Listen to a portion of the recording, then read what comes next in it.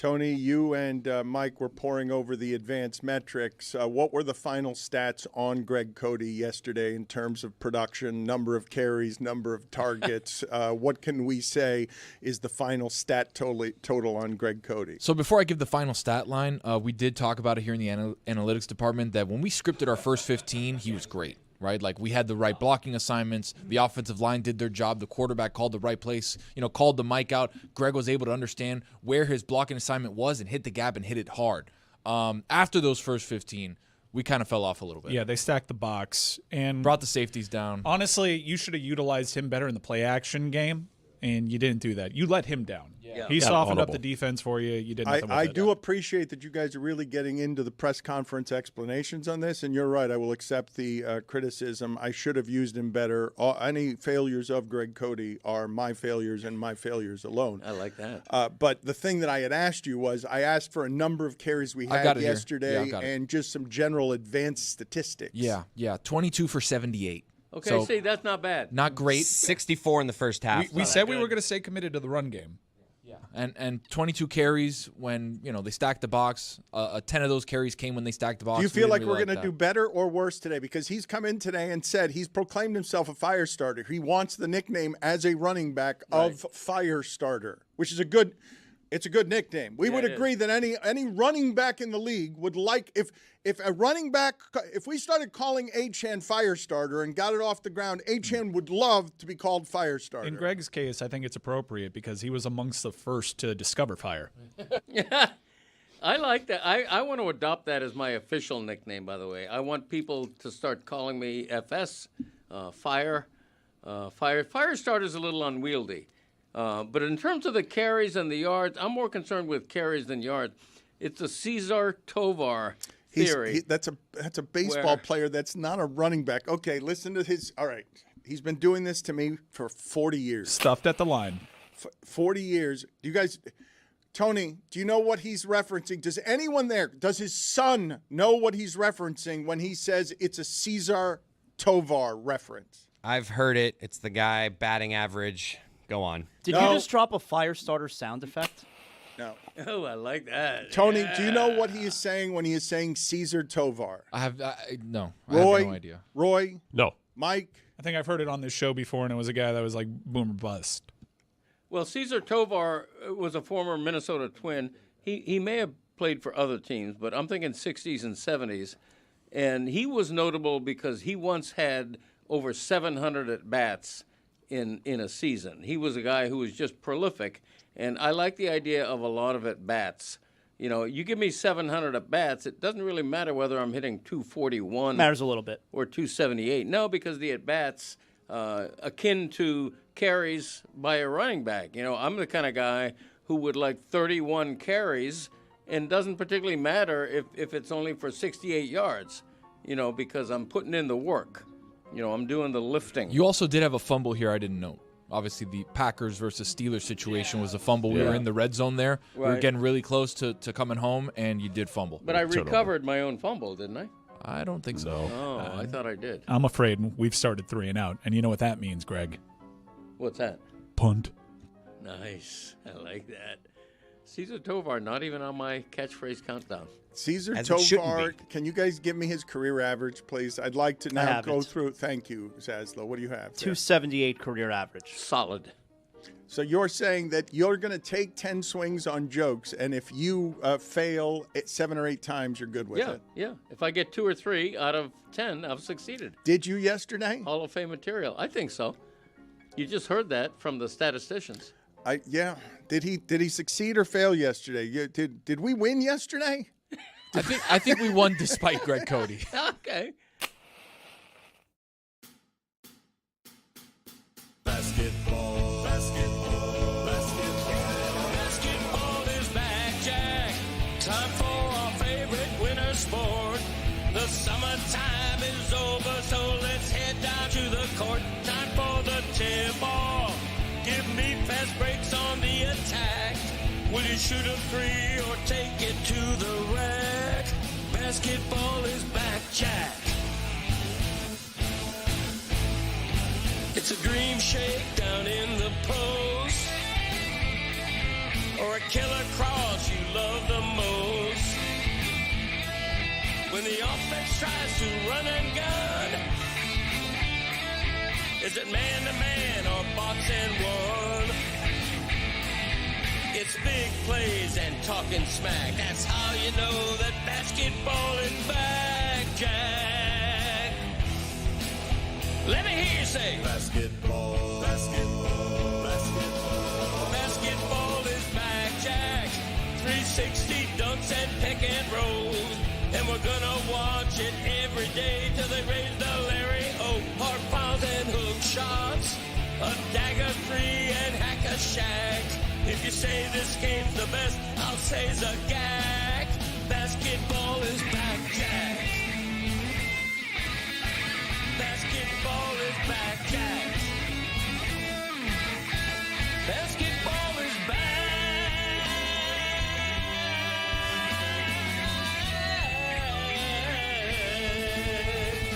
Basketball is back, Jack.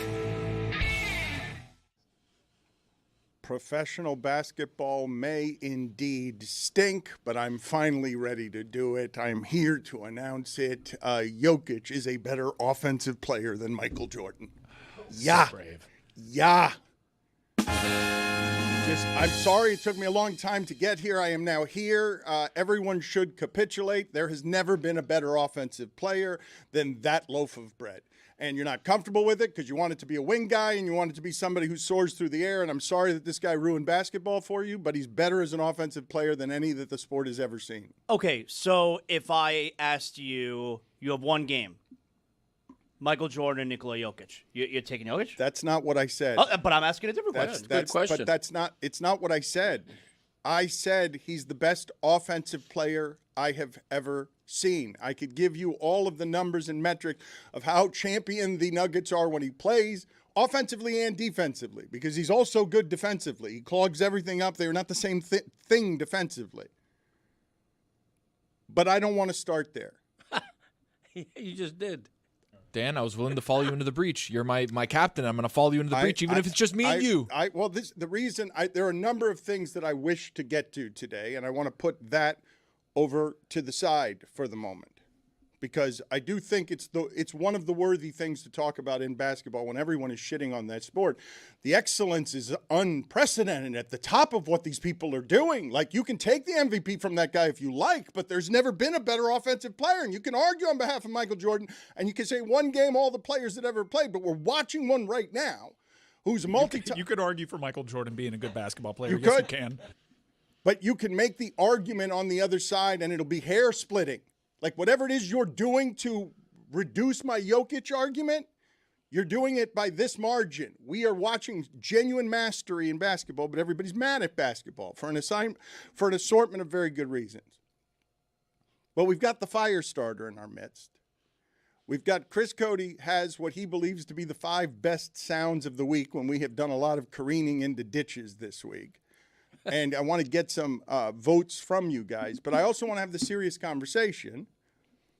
Everybody's asking me about Diana Rossini, wanting me to say something about Diana Rossini, and I'm like really uncomfortable with all of this and sort of the dirtiness of what my profession has become, where every time I'm talking about where it is that Schefter and Shams are compromised, nobody cares, but then they do this thing that's in public that I don't want to give air. You know why they do it, though. But I don't want to give it air because I haven't talked to my friend, and I'd like to talk to my friend, not text my friend. I'd like to see how she's doing, because this seems deeply unpleasant no matter who you are, true or not true. It's like, ooh, this is a foul thing to go to, as hard as that person has worked for her credibility and that pit of sewage she works in.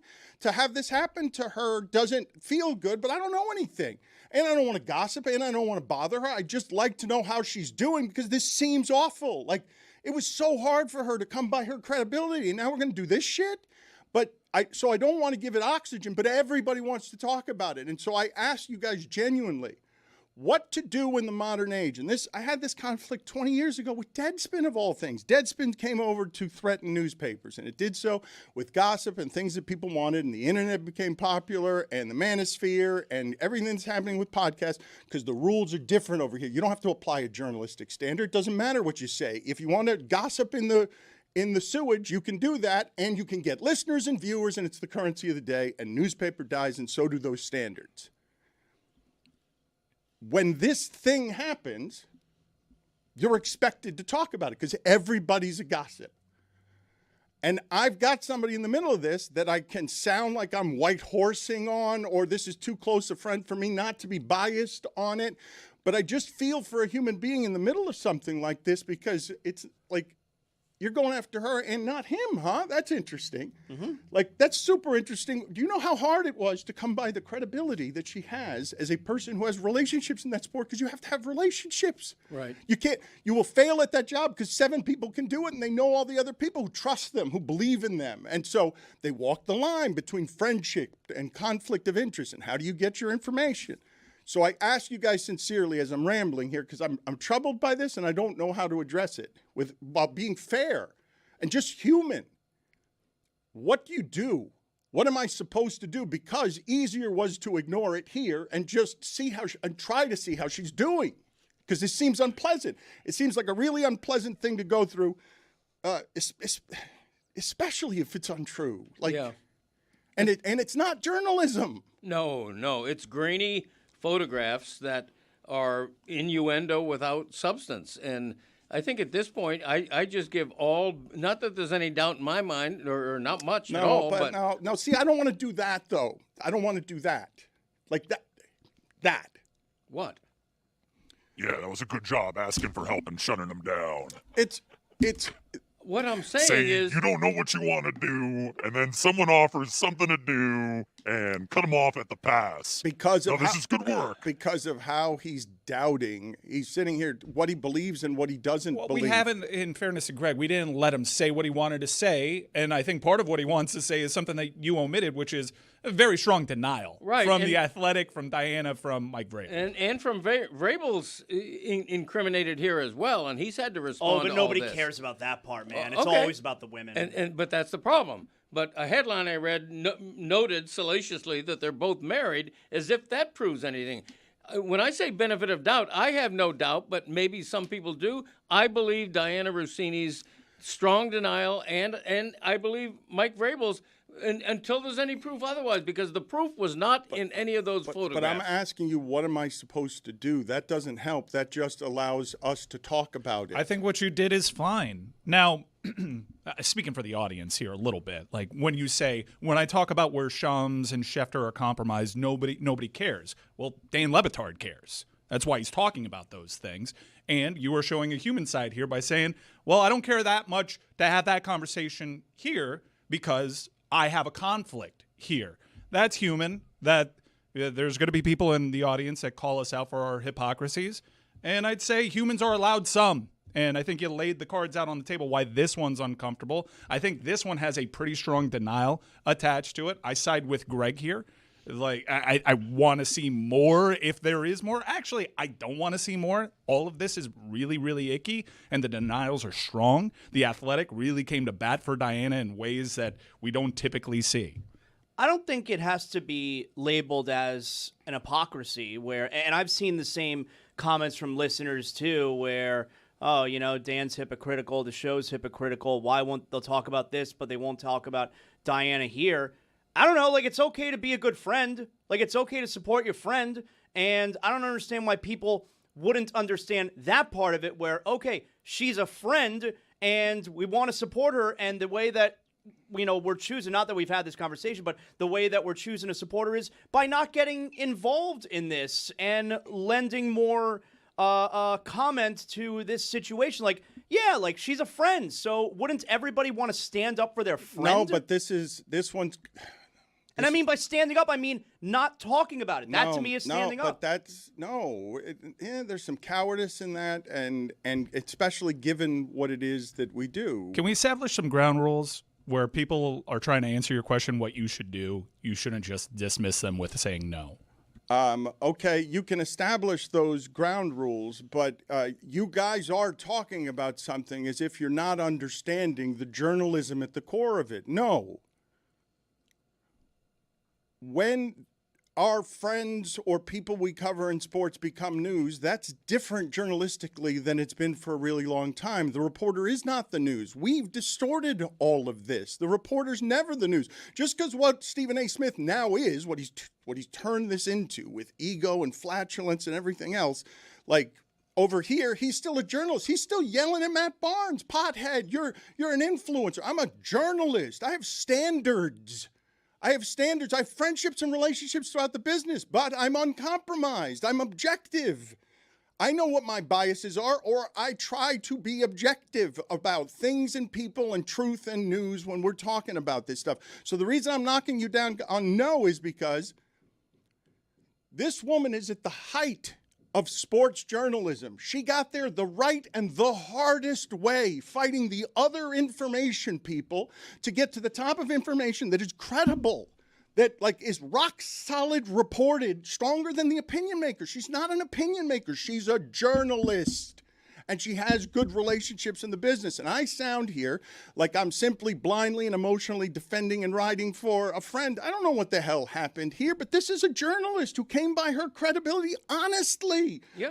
The hardest way, and harder than all the other people that have to do this stuff of getting and fighting for the information, who don't have to deal with this shit. This would not happen to Shams. This would not happen to Woj. This would not happen to any of these people. And so, she doesn't want to be at the center of this. She doesn't want any part. This is not why she got into this business. One note, when you say like the news people don't typically become the news, there is a head coach of a conference champion here that's involved that might be playing into why this is also news. But this isn't a story if it was Mike Vrabel with some random woman that we don't know. It's about her, man. It's about also, women. And it's also just gossip. It's also just gossip. She's been gossiped about before. There's also like a weird New York Post athletic thing going on here too. So I appreciate, that you're trying to talk me down on my tone, because I know where I can be strident here, and I don't know where my blind spots are here. I really don't, because I came up in a man's business too. It's people like Diana who taught me, ooh, God almighty, we made this a lot harder than it had to be for women, because there were so few of them around. And because, look, even after all this, our progressive woke machine, look, all dudes in the room, all dudes talking about this, because still we fail here in a million ways. And I know my tone's bad, and I know that nobody wants to hear this message, but what do I do when I'm simply emotional about, ooh, I can't reach somebody who's got to be under it? I'd like to talk to her before talking about this, and there's pressure from every angle to, you fucking fraud. You don't talk about the real things. Look at how you protect others when now you're attacking that journalistic thing that I care about, where it's like, no, what's responsible here? What's right? Is there a clear answer? Like, because I don't think there is. And I don't think silence is it. Like, I don't want to give oxygen to it. Man, I don't want to go give oxygen to that bullshit going on between Whitlock and Stephen A. And I could drive it for clicks all day.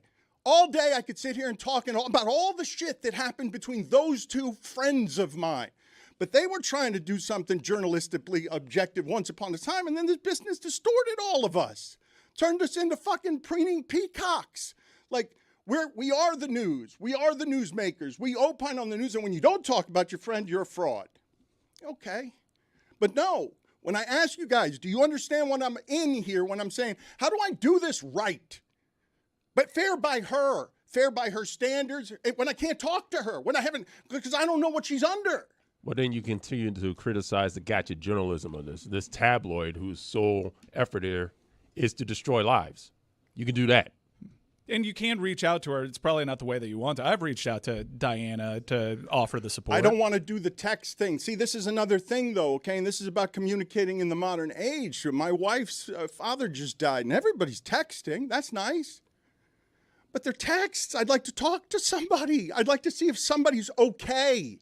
Like, yeah, I could check in by text. That's how we're communicating now. Yeah, I think the text is like kind of like feeling it out a little bit. I understand what you're saying. You don't think she's got a lot of that right now? I think it's respectfully, it's a bit of a boomer thing to be like, well, just the text? Where's the call? Where's the letter? It sounds like, where's the telegram? A little bit. Like people text to kind of see how people are doing. If they're receptive to it, then a conversation can spark from there. It's just testing the waters. I think the text right now to Diana is conveying hey, I know you're under it right now. You've got a million texts. Everybody's reaching out. I'm sorry for what you're going through. Just wanted to let you know I'm thinking about you, support you, believe you, and that's it.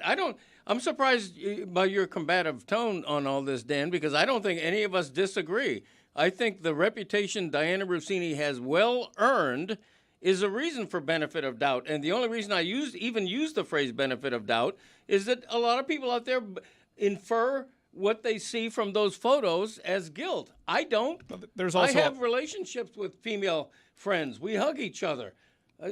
She's allowed to have Mike Vrabel as a friend beyond their professional relationship. There's also moralizing attached to it because of what's being discussed. And I think, like, true or untrue, a message of support for Diana Rossini should not be a controversial one, especially when you attach. That's pretty much what I'm saying. That like, you I think know the person. I think it's okay to blindly support a friend. I do. That's really where I come from. I think it's okay to blindly support someone who's a friend.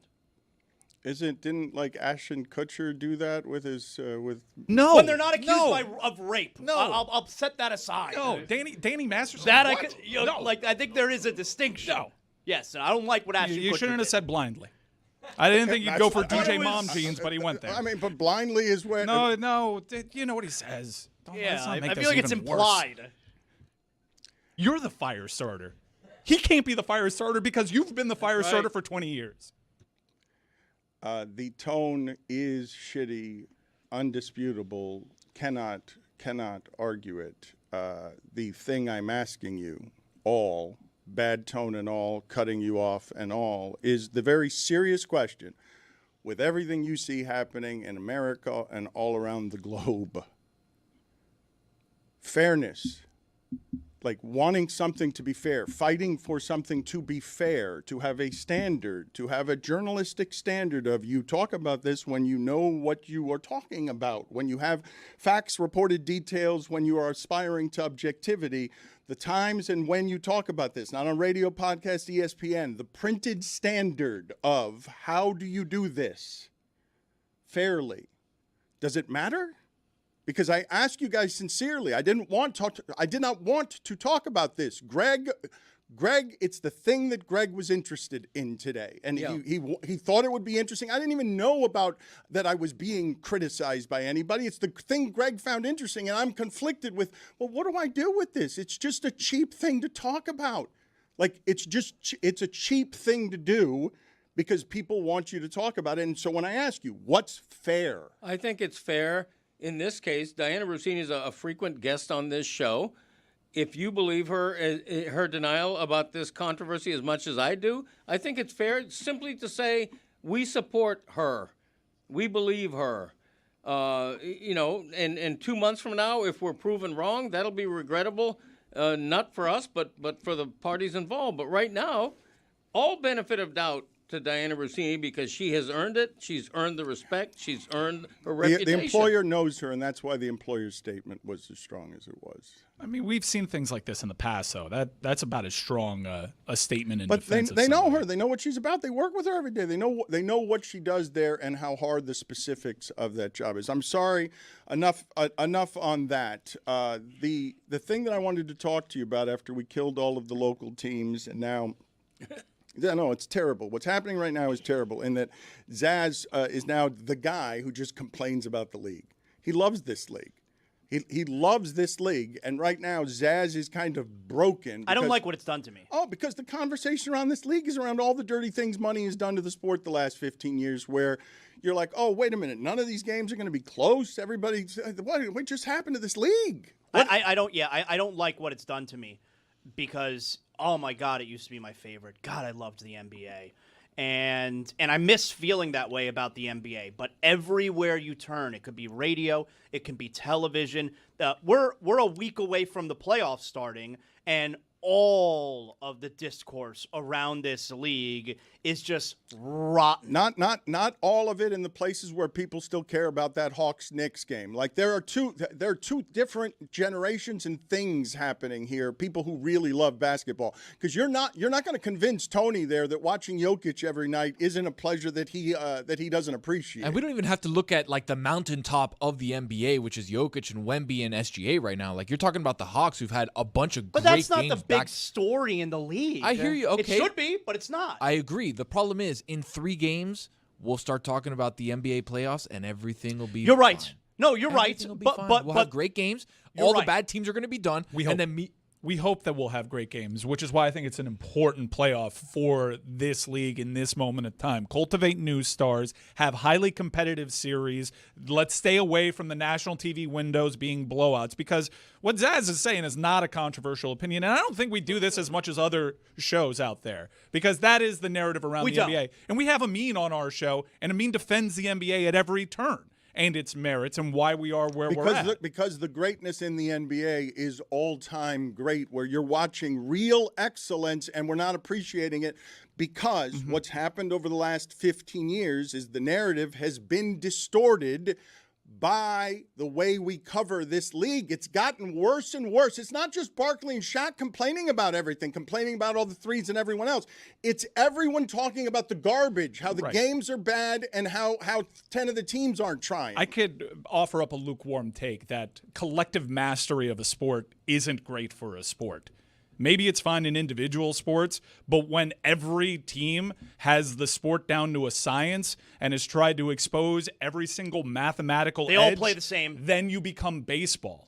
And baseball realized, okay, when we invented this game, we didn't account for the loopholes that math might provide. And that's where the NBA has found itself in. And hopefully, like all the other major sports seemingly, they will listen to overwhelming fan feedback. They are at that impasse. But to Tony's point, it's a pretty gnarly postseason that we have set up here, with a lot of great storylines, with a league in transition, desperate for new stars, and I think those guys are ready to deliver. There's going to be a tipping point at some point like there was for baseball, hopefully with Adam Silver, if he's not a nothing. Well, he'll look around and say, all right, baseball did it, NFL did it, we got to do it too. And there's going to be a moment where that math is not going to math anymore. We got to turn the tide. No, but I just, look, man, this part's a bummer. Like, this is the best time of year in basketball. Tony is right. The playoffs will erase some of this. Some of these people will be amazing. The stakes will get really high. You'll care about what the Knicks are doing. But what you guys are doing in reflecting our show and our market is, oh, the Heat stink and now Zaz is out. The Heat don't have a real chance, and so Zaz isn't going to be interested in all of the other good teams. Because, look, it hurts to watch Boston kick your ass because they got better at the threes than anybody. I don't want to watch that. This stinks. Oh, that was a huge part of it for me. But I am receptive to what Amin says. And it is a fair criticism that it's awfully convenient for me to bail on the NBA when my team is no longer relevant. I'll be locked into the playoffs for sure, but the part that bums me out is in the other sports are not like this. Our other major sports in this country are not like this, where just I find that the majority of the discourse, you put on any TV show or any radio station right now, and for the most part, they're talking NBA, they're talking about 2 things. They're talking about tanking, and they're talking about 65-game rule. Those are the stories, and that shit is rotten. But it's real. It's not illegitimate. I mean, if you have a great NBA playoffs, it allows you to forget for a month that there is this overarching problem in the NBA. Other major sports don't have the tanking problem that the NBA blatantly does. You say they don't, but there are a lot of bad baseball teams, and baseball can change some of this. You guys are seeing what's happening, right? Like, it's not been unclear to you that over the last 15 years of sports reflecting everything in our market and in America, in 2026, the Black League feels like this before the playoffs, and hockey does not. But you guys don't have the Panthers this year, and you will not be as interested in the playoffs. Oh, I will definitely be. You will not be as interested in the – you will be. I've seen this burn out of him. Like, he loves the Panthers. I do not believe he'll be watching the late games out west because his team's not in it. I hear you, and I'm not going to dismiss that some of the criticisms of the NBA when it comes to spoiled athletes not paying. Like, yeah, there is a racial aspect to that too, but it was a decade of baseball discourse. A decade. And that's old and white when it comes to – that's as old and white a major sport as there is. And the NHL does not have anything close to a tanking problem if you're going to compare those two sports. And look at what the Panthers this year, for most of the season at least, they had a winning record or close to it, and they're in last place in their division. You guys don't find this funny though? Like, I'm not even saying you're wrong. Yes, that's how it's played out. Yep. Absolutely. The basketball guys get hurt. They get assigned lazy, don't care enough, load management. That's not the hockey guys. The hockey guys would never do it that way. That's correct. That's how that happens. It's a cultural thing. It's not. We've had this discussion, and sometimes it veers into race. I don't know, dude. There's a lot of Europeans. There's a lot of Canadians. Hockey players are just different. It's a different culture around the sport. And by the way, that culture is perpetuated top down. If hockey all of a sudden in the front offices wanted players to rest up the way that NBA front offices do, you might see that more. But culturally, it's just a different thing. But when you say that basketball is becoming baseball, when we talk about the macro of this, like you guys have been marveling, I'm sure, right? Yesterday we were talking about this. Francisco Lindor uses a glove in batting practice. Machine is shooting the ball at him the way it would come off a bat at 100 miles an hour. The glove is 2 inches shorter than a normal glove. He's got to get better, Francisco Lindor. That's the science of what we're doing. Basketball has been distorted because all of these people and athletes have bent the limits of science on the bodies to we can defend this much, we can defend this much, all the way out to here. Ligaments are going to break. These people are 7'7". This is crazy. And here, 53s beats you. 53s, if you make 30 of them, beat you. And if you miss 40 of them, you're probably going to lose. And look, the Celtics figured out, wait a minute, this isn't that fun to watch. Oh, it's interesting. They're winning. It's a spaceship that shoots from everywhere. And it's going to get assigned to, they improve the culture. But they'll shoot 53s and they'll make more than you. And that's how they'll beat or won't beat OKC. And you're going to be watching a final that leaves you, if it's Boston OKC, not feeling very good because they're decided by 20 and 30 points. And it's Shea getting 25 free throws. And it's who's going to make more threes, and everybody's going to complain about the league again. Yes, I've got the story right on what's about to happen here. Like yeah, maybe the SGA stuff is, but that is something that the league can address. But maybe a 4 or 5 sneaks in because Indiana. But maybe Wemby beats SGA, Dallas, and then all of a sudden it's Wemby getting coordinated. Right, but we'll follow the entirety of the story to the end, and it'll be about the merit of the basketball, and there may or may not be good stories in there that make us care. But Zaz isn't wrong when he says the way that we talk around this league now, not Tony diehards, and there are many, like the Twitterverse and Amin will buck on you at every point. This is majestic athletic excellence we're watching at the limits of science, the people who are doing this well. But they are two math machines sort of buzzsawing toward each other. And, oh, look, OKC's defense is also good, so if they don't beat you with the threes, they'll also smother you. It's just in a valley right now. And rather than just pour more dirt on it, I've poured my fair dirt on this grave, and I want to be optimistic about it. I am encouraged by some of the things that I see in terms of stars. I don't think there's going to be load management in the NBA playoffs. That's not a complaint I'll have. I'm excited to see these matchups, excited to see what these stars do with this incarnation of the NBA, and I'm almost resigned to the fact that we're at the point right now that the changes that need to be made with this sport are so painfully obvious that even Adam Silver will wake up and smell the coffee. I don't know, man. I don't know. Got to see it to believe it. I think the part that bothers me the most, and I feel like I've talked about this before, where for me, and it's like this with all the sports, it's just as much about the journey as it is the destination. And okay, we're getting close to the destination with this NBA season, and it's going to be really good, the destination, but the journey has sucked. The journey sucks. Like, the journey has been the last 6 months, and it sucks. And to me, the sport isn't just about let's get to the championship round. It's about the entire season. And, the journey sucks right now in the NBA. Of course, there is damage to cheapening and devaluing a regular season, but also just the business of this. All of these things have to get to the 83rd game with all of these players healthy because we're testing their ligaments because the way they're being asked and fly and everything else. You saw how good the basketball was in the bubble. These bodies aren't meant for what we're presently doing to them, okay? And I think it's an important thing, too. Like, we talk about tanking, we talk about the 65-game rule, and those are the two things that across the entire season we've been talking about. I think it's important to hammer home, just like we do in other aspects of life where we need to speak truth to power. We need Adam Silver to turn on the TV and see 65-game rule sucks. Tanking sucks. How do we fix this? But do you guys understand how are we the show where Mike is howling, wake up and smell the coffee, fix the game before the playoffs when the playoffs are always the best? How are we the show that's, like you just said, how am I being positioned as the anti-NBA guy when I'm actively trying to not be? I'm that guy. No. That's Zaz. I don't mean to put you in the position. I'm saying when we're doing the show of how do we fix the sport when I'm about to tell you, no, these next 6 weeks fix the sport. That's what we do every year. We're aligned line there. Thumbs up, double thumbs up. We want to see a good playoff. Nobody cares about 65-game rules the moment the NBA playoffs tip off. And if OKC runs through the playoff and SGA makes it to the free throw line 30 times because he does the bullshit, we all know what I'm talking about with the bullshit, then we'll have an off season of, all right, enough talking. Let's go ahead and fix this. And I hear you. Bodies aren't made for this. I mean, they've been playing this sport for decades. All right? The excuse as to why the bodies weren't made for this was the pace of play. So legislate slowing the game down. Bring back hand checking. Like, make it harder for people to go to the free throw line. Make it harder for there to be a three. Make the three-point line further away and the court's bigger. I don't know. Do something.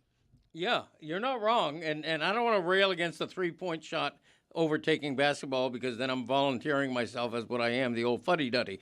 But the three has overtaken basketball. That's one problem.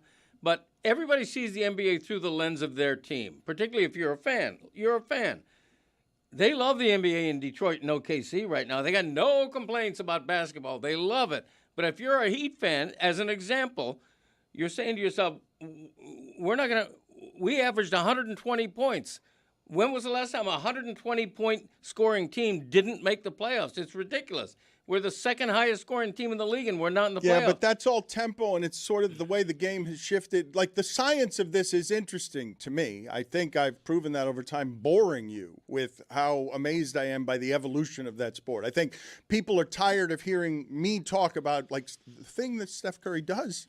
There's never been. What Jokic does, there's never been. What do you mean there's going to be a Wemby that's both of those things? Like, they've never existed on Earth, the human bodies that you presently see doing that in that sport. Nobody's ever watched something like Jokic happen before. It's never existed. That's what's at the center of the playoffs. And it's a 3 or a 4 seed because you got an all-time scorer in Houston trying to be the old guy, winning one punctuated thing so he doesn't soil the rest of his career. Hanging on for the old guard. You know already LeBron's gone. His team's not healthy enough. It physically broke under, like, not going to get to load management 82 healthy for the playoffs. They have no chance. They're broken. They couldn't make it to the finish line protecting their thing. The whole league storylines are going to come roaring back where you get the fight over, who gets to be next. And you guys are saying the bullshit on the MVP who wants Jokic's championships, and you're calling it the bullshit. Are we really going to reverse this where Shai Gilgeous-Alexander's not going to be allowed to be Michael Jordan because we're going to say the white loaf of bread is the one who does it more fairly, more cleanly, the giant guy, not the guy who gets 24 free throws doing that bullshit? Really quick, if I could talk about the loaf of bread, give me the start of the day music. Start of the day, start of the day. It is here, start of the day. Start of the day, start of the day. It is here, start of the day. Start of the day, start of the day. It is here, start of the day. Start of the day, start of the day. It is here, start of the day. According to ESPN Insights, with 3 games left, Nikola Jokic leads the league in both rebounds and assists per game. He's averaging a triple-double, had a triple-double last night in 3 quarters against the Memphis Grizzlies. No player in NBA history has ever led both categories, even across different seasons. So nobody has ever led the league in assists and then had another year where they led the league in rebounds. Really? Or led the league in rebounds and then came back and had another year where they led the league in assists. He's averaging a triple-double, leading all of those right now. Big-time underdog to win the MVP. Yeah. Chris, can you... He's having the best season we've ever seen. I know. It was offensive to Nick Wright to mention him in the MVP race. I told Nick Wright, I was like, how are you not going to mention Jokic when he's having a better season than he did any other of his 3 MVP seasons? Chris, can you please get for me, please, the board Jokic imaging? Because I have a different stat here, and you tell me if it's better or worse than Tony's stat. But we could rename this the Jokic Daily Stat of the Day because... It's an unprecedented player we're not properly appreciating. So I'm about to give you some numbers here. Give me the board Jokic music, please. Here's a stat of the day from that big man, Nikola. Godlike skills put on display, but we're feeling so blasé, setting records all the time. So indifferent, we're all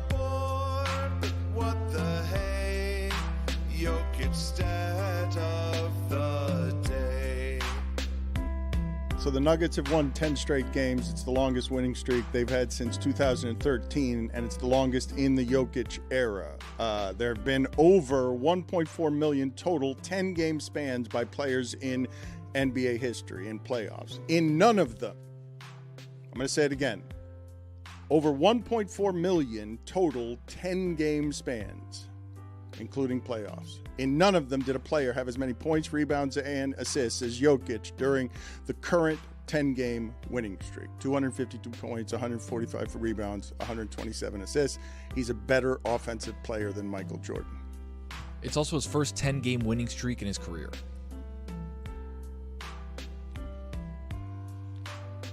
Will history agree with you 15 years from now when he's retired? I don't think. No one will agree with me because he looks like a loaf of bread and isn't from Right. this country, and we want wing assassins who dunk on your head, and it can't look like that. It's not going to be allowed to look like that. I mean, times change. It's hard for us to see that right now. But a lot of the Jordan versus LeBron people are going to die, Dan.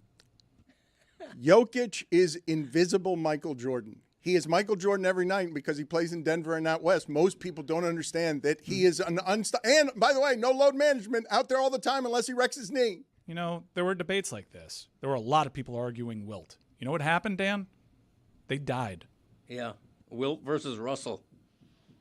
Thank you. Rings versus stats. The wheelhouse. The Greg Cody stirs to life, wanting to talk about basketball when they did it the American way. The fire starter. Yeah. Is it Wilt or Russell?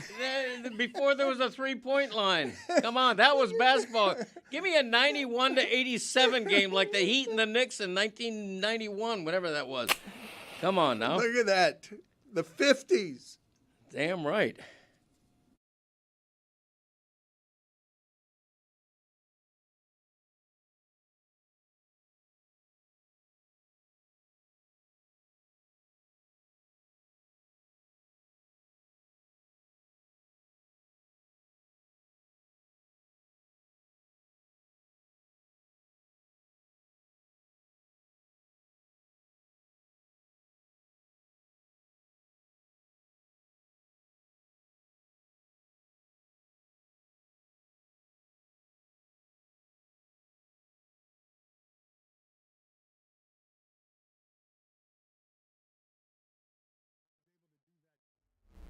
Next up, DLS favorite Brad Williams.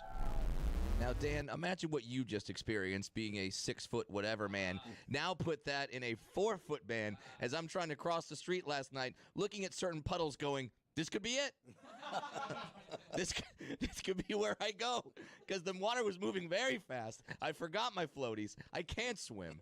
I have a very large head that sinks. I have a very fat butt that floats. That's not good for swimming. I'm very nervous. Florida is not a good climate for me. He instantly goes upside down. I do. I turn into a fly girl in a club, just face down, ass up. Like, that's me. Instantly in a puddle. Here lies Brad, killed by puddle. That could happen. Brad Williams makes me laugh all the time, but rarely as much as when he's greeting Mike Golick and they are doing that shoulder handshake, and Mike Golick has to get down and Brad Williams has to climb up. Why didn't you just go in for a straight handshake Because to say hello? Because then I nut tap him. Because if I go straight handshake, there's the possibility. And by the way, how much, Gojo, were you just holding back? You're like, if I go full shoulder into this guy, he may evaporate into Skittles. I was more thinking on if I went to pull in because we went the dap with the hug. Yeah. And so there's that pull in the middle, and I was like, are we going to airlift Brad right now? Is this going to end up being like a swinging situation? Did you go football mentality, low man wins, I'm not going to let this guy beat me. That is true. I thought about just getting all the way down. You got down pretty low. I thought you were going to throw out your back. I was Jason Kelsey tush push stats, trying to get down on all fours there. It was good. And now I'm realizing that I missed my calling as an O lineman. God, could you Low imagine man wins. the Brad Williams led tush push? Unstoppable. Well, not only was it funny because visually that was funny, you were also interrupting a story of Brad Williams kicking a one-legged man out of his last show. That's the story that you interrupted. I did. There is no love lost between people who share parking in the handicapped space. He was gone. Get out of my show, sir. Now, did you know he was one-legged before you kicked him out? I did not. not. I did not. So when he gets up, I was in Bridgeport, Connecticut, and where all the one-legged people hang out. And the guy was talking way too much, and it's the worst kind of heckler to me.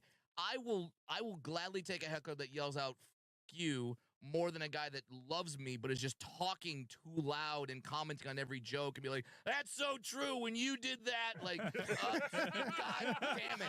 That's a great joke, Brad Williams. Yeah, that's a great joke. You killed it, Brad. That's what I'm doing. It's like he's encouraging me, but it's like your mom clapping too loud in the stands. Like, "Mom, shut up! I can do this." And so I talked to him. He's like, "Hey, I paid good money to get in here," and I like, "Dude, you gotta shut up." And I finally had to kick him out. So he stands up and he does the walk. And when he walks, the pant leg goes up and I see the shiny metal underneath. And I'm like, oh no. Oh, no. And I kind of, and then because I can't filter thoughts, I go, you have one leg, sir? Oh, so you just decided to play with the cards up. Let's go. And then he turns and goes, yep. And I was like, am I kicking out a soldier? Did you serve? And he goes, "Nah, car accident." And I'm like, okay, get out. Like, if it's a soldier, then yeah. But I actually kept talking to him, and then because I felt bad, I invited him back. And he sat down, and we proceeded with the show. But then it just kept going. He got his second chance to the point where now I see the faces of the people around him being uncomfortable, and I'm like, all right, well, now you. So I kicked him out again. No, I kicked him out again, and he gave me the whole like, well, do you know how much I paid for these tickets? And I go, an arm and a leg. It's time for Vegas legend Carrot Top. The man is a legend, and he's a legend in Vegas, where it's hard to be a legend. I've seen him. His face is ID to get into all the big places. And he's also, though, he's a Florida guy as well, and I think he should be a Panther fan because he grew up in Boca. So I don't know where he is, but I believe he's bigger than Wayne Newton now. He's more Vegas than Wayne Newton, and I'm not joking when I say comedy legend for 40 bleeping years. 40 bleeping years and still doing it 4 times a night in Vegas. You, Carrot Top, Mr. Top, are rooting for who in this series? You can't say 40 bleeping years. It just doesn't sound cool. You know, you got to say 40 years. But it's going to be really rough. This might be the hardest.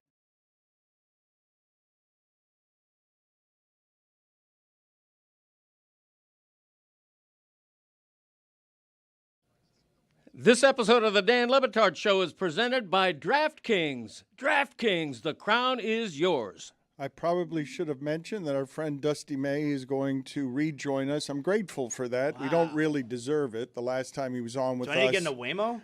The last time he was on with us, Zaslow was disrespectful throughout the interview by driving to South Beach in a driverless car. Anyway, the head coach of the national champion Wolverines told us he'd come back on if they won.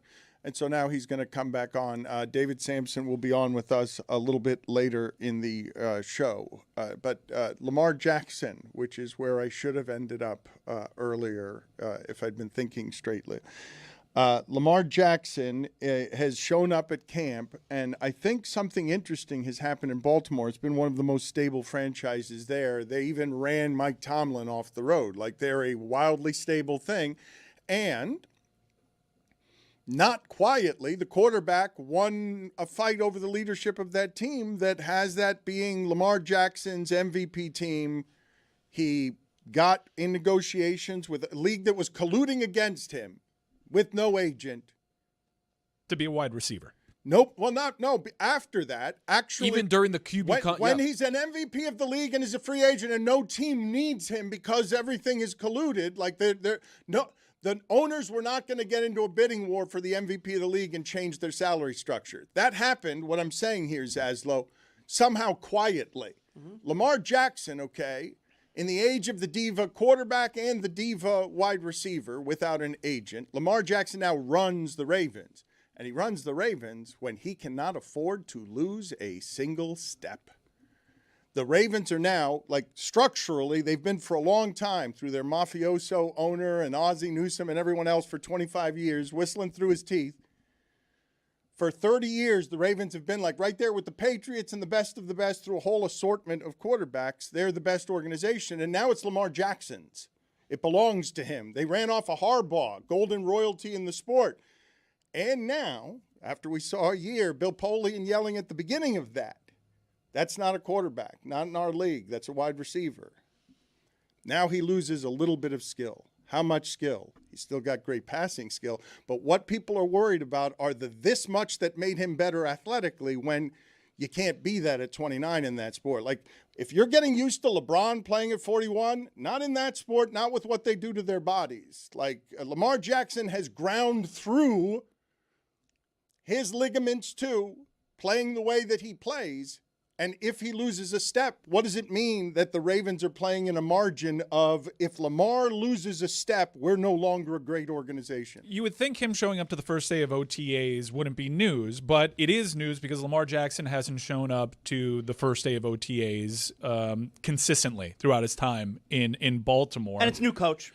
It's a new coach, and it's also a sign that I think Lamar understands how important this season is for him, because the John Harbaugh excuse is gone.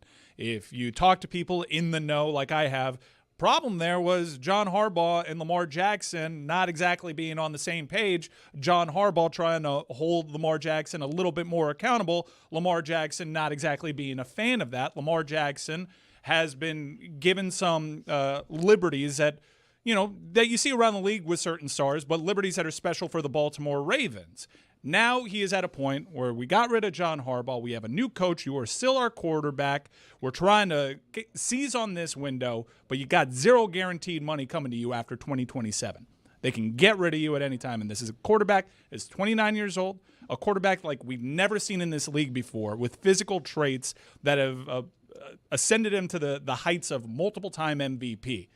But if he loses just a little bit of a step, and there are signs of that, Are there signs of a little bit of a lost step? I am afraid he's about to lose a step. Ooh. And by conceding that, gentlemen, I think he might have lost a half step. Wow. Oh. But when you're 6 steps ahead, losing a half a step. He wasn't 6 steps ahead. He was like 2.5 steps ahead. Mm-hmm. How many steps equal like a win? Like if he's this, if he loses a step, 2 halves is 1. Zaz, I think we're in agreement mathematically, without any of the advanced metrics, that if Lamar Jackson loses a step, the Ravens are doomed. Here's what you're not considering: losing a half step around Myles Garrett and T.J. Watt might result in death. Wow! So we're not even talking games here. We're talking a half step can be end of life. It could be. What if you lose a half a step, but you're hungrier? So I don't doubt his hunger. So he's like hungrier, it balances out. It his doesn't hunger sound level's like it gone up, but balances his out. step has gone down a half. I don't know about that. There are plenty of dudes that when they approach that, okay, doubt my physical traits, I'm going to work out harder, I'm going to be in the best shape of my life, and then the way they play the game catches up to them. Can we talk, though, for just a second in the analysis of what it takes to be MVP of that league, that physical a league, okay, in your prime and whatever the prime is? Because I assume we all think that Josh Allen is going to be the MVP for a while or in the conversation because his body type is going to hold up or has held up against almost everything, even though he, too, plays hurt 1,000 different ways. A quarterback who was questioned at the very beginning, could this play in this league as a quarterback by the 6-time executive of the year? And the answer from that 6-time executive of the year was no, you don't draft him as a quarterback. That guy runs through his body, and at 29, when you say just be more athletic than everyone else, the answer is no. It's going to have to be from the pocket. Like, you saw that last year. However injured he already is, I don't know if that's him or him trying to play hurt, but last year, that wasn't Lamar Jackson. No. That was not an MVP of the league. That's not someone who's a threat on both corners to run 40 yards. That's somebody who's going to have to win from the pocket. No, you'd be surprised, but the advanced passing measurements actually really love Lamar Jackson. But we've seen it with guys like Aaron Rodgers, and he was older, but when you lose a step. 10 years older, though, Mike. Yeah, I know, but when you lose a step in that league, things unravel. We've seen it with Russell Wilson at a younger age than we've come to expect. We've seen it with Cam Newton. This is a concern that I have with Josh Allen. I do think it's safe to say, like, when your physical skills diminish even a little bit, when you're that far ahead of the rest of the pack, what does that look like? It's happened fairly suddenly because 2 years ago in 2023, he's the MVP. In 2024, he throws 41 touchdown passes. Fantastic season. Could have been the MVP again. Looked like he had gained a step. What? It looked like he No. gained a He's step. right. No, he's right. He's right. He's right. No. Yes. He's No. right. It Greg's looked right. like in 23 and 24, Lamar Jackson He gained a step. I've never heard of gaining Yeah, and of a what step. that He was the means is- MVP, and then he gained That a was step. 3 years Yes. ago. But what that means is he's actually lost a step and a half because he lost what he had gained. No. Hold on. And So his you're second saying half you're loss. Two steps forward, one step back. he's back con- to where he was. He's confirming what Mike One is step saying. forward, He one is Mike. He agrees with you. He gained a step, but he lost a step and a half. Therefore, he's lost half a step. Right. Wow. The net loss is half a step, bordering on 2/3 of a step. Yeah, that's The- where I the- landed. Do we do 2/3 of a I step? think he's Yeah, you lost can. the step. I think, guys, we know this. You guys think last year was an injury year, or it's the beginning of what his future is going to look like? Injury year. He was just off, like Greg said, where he should have won the MVP, where he threw 41 touchdowns, 4 picks, and ran for almost 1,000 yards. Okay, but the injury year matters. Just like the injury year that happened before that matters. He Like had COVID 7 times. That's another part of this. Like, and he's like the only NFL star that we've ever had to worry about load management with because he had his contract in which, the league colluded against him. Lamar Jackson, throughout his entire career, has proven people wrong repeatedly. And I think this year there is more skepticism on him than ever because a lot of the excuses are out. This is the very tail end, I think, of what this Ravens window is with Lamar Jackson being a superhuman at the position. So I'm curious to see how it plays out. No, nobody's a fan of L-Jack like me. He's been a Greg Zlobo Yeah. stalwart for years. I've drafted him a lot in fantasy. Do you think that name's going to catch on, L-Jack? Yeah, oh yeah, big time. But I'll tell you this: He's been on the podcast. He was a fantasy nightmare last season. Not just Okay, mediocre, a nightmare. That's important analysis. He was a fantasy nightmare. I'm listening. That's a microcosm yes, for where his yes, career is yes. headed. You expect giant stats from him, and when you don't get giant stats, the fantasy head is wrong. That is excellent analysis. Okay, we're all dancing around what's obvious with Lamar Jackson. Dancing swords. Okay, we're all dancing around the fact that right now he's the great two-time MVP who has been a career disappointment. Okay. He's never won. He's All never right. led his team All to right. a Super Bowl. He's 3-5 Okay. in the playoffs. That's harsh, dude. The pressure Career is disappointment. the pressure is on Lamar Jackson to prove it in the postseason. Yes. Just like it is on Josh Allen. There's no Yes. difference. Yes, I agree with that. But a dude that was being projected as a wide receiver by Hall of Fame executives, I don't think that's a disappointment by any measure. So no, let's this is great for a number of different reasons, okay? But Greg Cody saying, okay, that the big unspoken elephant in the room is that Lamar Jackson, multiple-time MVP, who was never supposed to be a quarterback in the league, is a disappointment, is something you guys want to seize on. But we're not going to seize on Mike just shrugging his shoulders and saying, and the league colluded against him. Like, as a matter of fact, he was the MVP of the league. Everyone needed a quarterback. Nobody bid on him. Why does no one object to that? That's strange. Like, Well, what- Pablo did. But why is this? Why is he, like, the absurdity of saying is fact? Yeah, the league colluded there. The league colluded to keep costs down by not giving an MVP quarterback at the end of his career what they would have given him if everybody was fighting over the money. Yeah, but collusion was involved with Colin Kaepernick as well. The reason it's not a bigger deal is that collusion can't be proved and is never admitted. But my point to you is that one conversation merits serious argument, and it's not whether or not Lamar Jackson's career is as a disappointment when all he did was threaten the league's salary structure, and then the owners just shrugged and said, yeah, we're not going to pay you like that. I think it's because we all know that it's true and there's nothing we can do about it. Josh Allen benefited from this until they lost to the Broncos. Lamar Jackson benefited from this until last year, where guys like Nick Wright and big-time voices in the sport are like, hey, you're not doing jack in the playoffs, L-Jack. And he is now at that point where he not only has to do that, but also answer some questions that the franchise may have about him because they have removed every excuse. Well, but Chris, can you get me? I want to coax Mike out here because he's an insider, pretending and hiding in the outsiders world. But he said something during some of what sounded like his reporting around Lamar Jackson that felt like. Oh my God, he knows. He happens to know. Come, everyone. Come and listen. Happens to know. He happens to know. Well informed. As you heard him just say casually, because there must be details here, Lamar Jackson has privileges with the Ravens that other Ravens do not have. You said it as a matter of fact. I've not seen that reported anywhere. No, because I value my sources. And there's multiple on this front. What's the point of source if you're not going to give the information? Well, because I did give the information. No, you want to hear specifics, and I'm saying I'm not going to give you specifics because I value my relationships, which is why I'm able to tell you with full confidence that Lamar Jackson has certain star privileges that are different.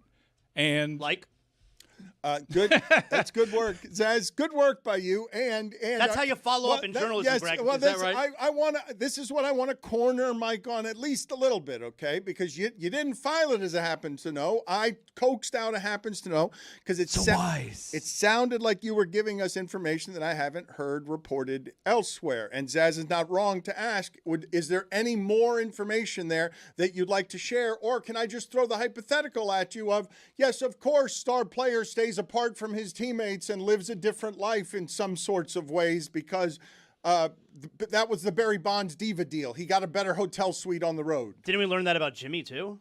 And a lot of people, like a lot of stars. Do we want to ask any follow-up questions here? Look at the sandbox that you're playing in. You guys are doing great. No, I'm good saying what I said. And John Harbaugh took issue with some of these liberties that were afforded to Lamar Jackson and have been, by the way, and Lamar Jackson has excelled. And I don't think Lamar Jackson is alone in the league in getting some of these privileges. He was kind of alone with that franchise in getting some of these privileges. Some of that stuff makes people uncomfortable. And when you're not as available or as excellent, or you're not having the results that you've come to expect, things like what happened in Baltimore happen. Remember, it's not just the first time John Harbaugh and the Ravens were at a crossroads. It was announced John Harbaugh was leaving that franchise. Lamar Jackson got installed as the quarterback. Lamar Jackson saves John Harbaugh's bacon, to which he was bought in on some of this. But you get some diminishing returns. People start resenting some of those star privileges. Lamar Jackson won that power struggle at an age with a skill set, with a guy that's not as readily available as you maybe want him to be. He won the power struggle against a head coach that won a Super Bowl with that franchise. Excuses are gone now. He's got no guaranteed money after 2027. Let's see how this plays out as he's 29 years old. So listen to what he's saying there, though, on the contract details on basically what he's saying. Lamar Jackson is in a contract year. He's at the end of what would be his physical prime. At any other time in human expense of the body that football does over 10 years, where you're like, yeah, if you're going to play like that, you're probably not going to play like that till you're 41 or 45. Brady can play like that. But if you're going to play like that, we're buzzsawing through running backs 3 and 5 years. We're going to get Lamar Jackson's best in this window. He's in a contract year against the entirety of the machine. Like, this guy has fought. Do you realize that if Lamar Jackson says, damn right, privileges, I was the MVP of the league in the bigger sport than basketball. If basketball stars are going to have this power, I don't even need an agent to exert mine. Give me my money, and I'll do some appearances, and I'm a star. And I'm a star in the modern age because I'm the MVP of the league that America's culture values the most. So, of course, he'd arrive at the position. Value me in a way that would feel undervalued, and then the owners choke him out. Mm-hmm. Which is, I think something that you said there is interesting that I kind of forgot. Part of the collusion, you could, as subtext, you could theorize part of the collusion was the establishment didn't like how unorthodox Lamar Jackson chose to represent himself. Remember, he did load management in a sport where that is not a thing that's associated with it. Can I ask you guys, though, just the mindset of whatever you imagine somebody in their early 20s who's best in the world at not just athletics, but the corner of entertainment and culture too. Oh, you're an authentic quarterback, kind of different, much different than all the others. Your constituency might not be what everyone else's constituency is in the age of the Manning cast. Lamar Jackson, unquestioned superstar in that league on merit, earned with arm and legs. Huge star in the league, one of 5 guys, polarized conversation wherever you have it. Of course, Lamar Jackson would come by the opinion, I'll practice when I wish. I'll show up to OTAs when I wish. I'm the star of this team. I grew up in LeBron's age, and I'm the best quarterback. I'm going to behave like Burrow. I know I'm the best. I'm the MVP of the league. And then the owners collude, and we skip past that part. Like, it's a fairly amazing thing to skip past. Wouldn't you agree? Dusty May is with us. I have taken up too much of his time. I didn't know why Chris Cody was waving at me, and then I remembered, oh, we've got a champion in our midst again. He must think we're a sloppy organization. Dusty, thank you for joining us. What do you remember of your last time with us? I was afraid you wouldn't keep your promise and come back because Zaslow was distracting the last time you were on with us. And Greg Cody was singing Foul Owl on the Prowl. Foul Owl on the Prowl. Congratulations for the championship. Yeah, thank you, guys. I just remember the Waymo, the self-driving car. Well, I'm back. That was the episode. Yes, he got back okay, Coach. You're live. Congratulations. Has your life changed the last couple of days? I don't know. We've kind of been hunkered down. It's portal season, and we have a couple guys going through the draft process. So there's a lot going on. Hopefully we get our roster done, and then we can take a deep breath and enjoy it a little bit. That seems not right. It seems like you should be joyous and not have to get immediately right back to work. Delayed gratification, Dan. Okay, so really you're already, so now is the time to capitalize is the point, right? You're at the height of the business. You can't let your foot off the gas. This is the best time to keep building. Yeah, this next week or two is the sweet spot. This will determine if we have enough to play in Detroit in the Final Four next year.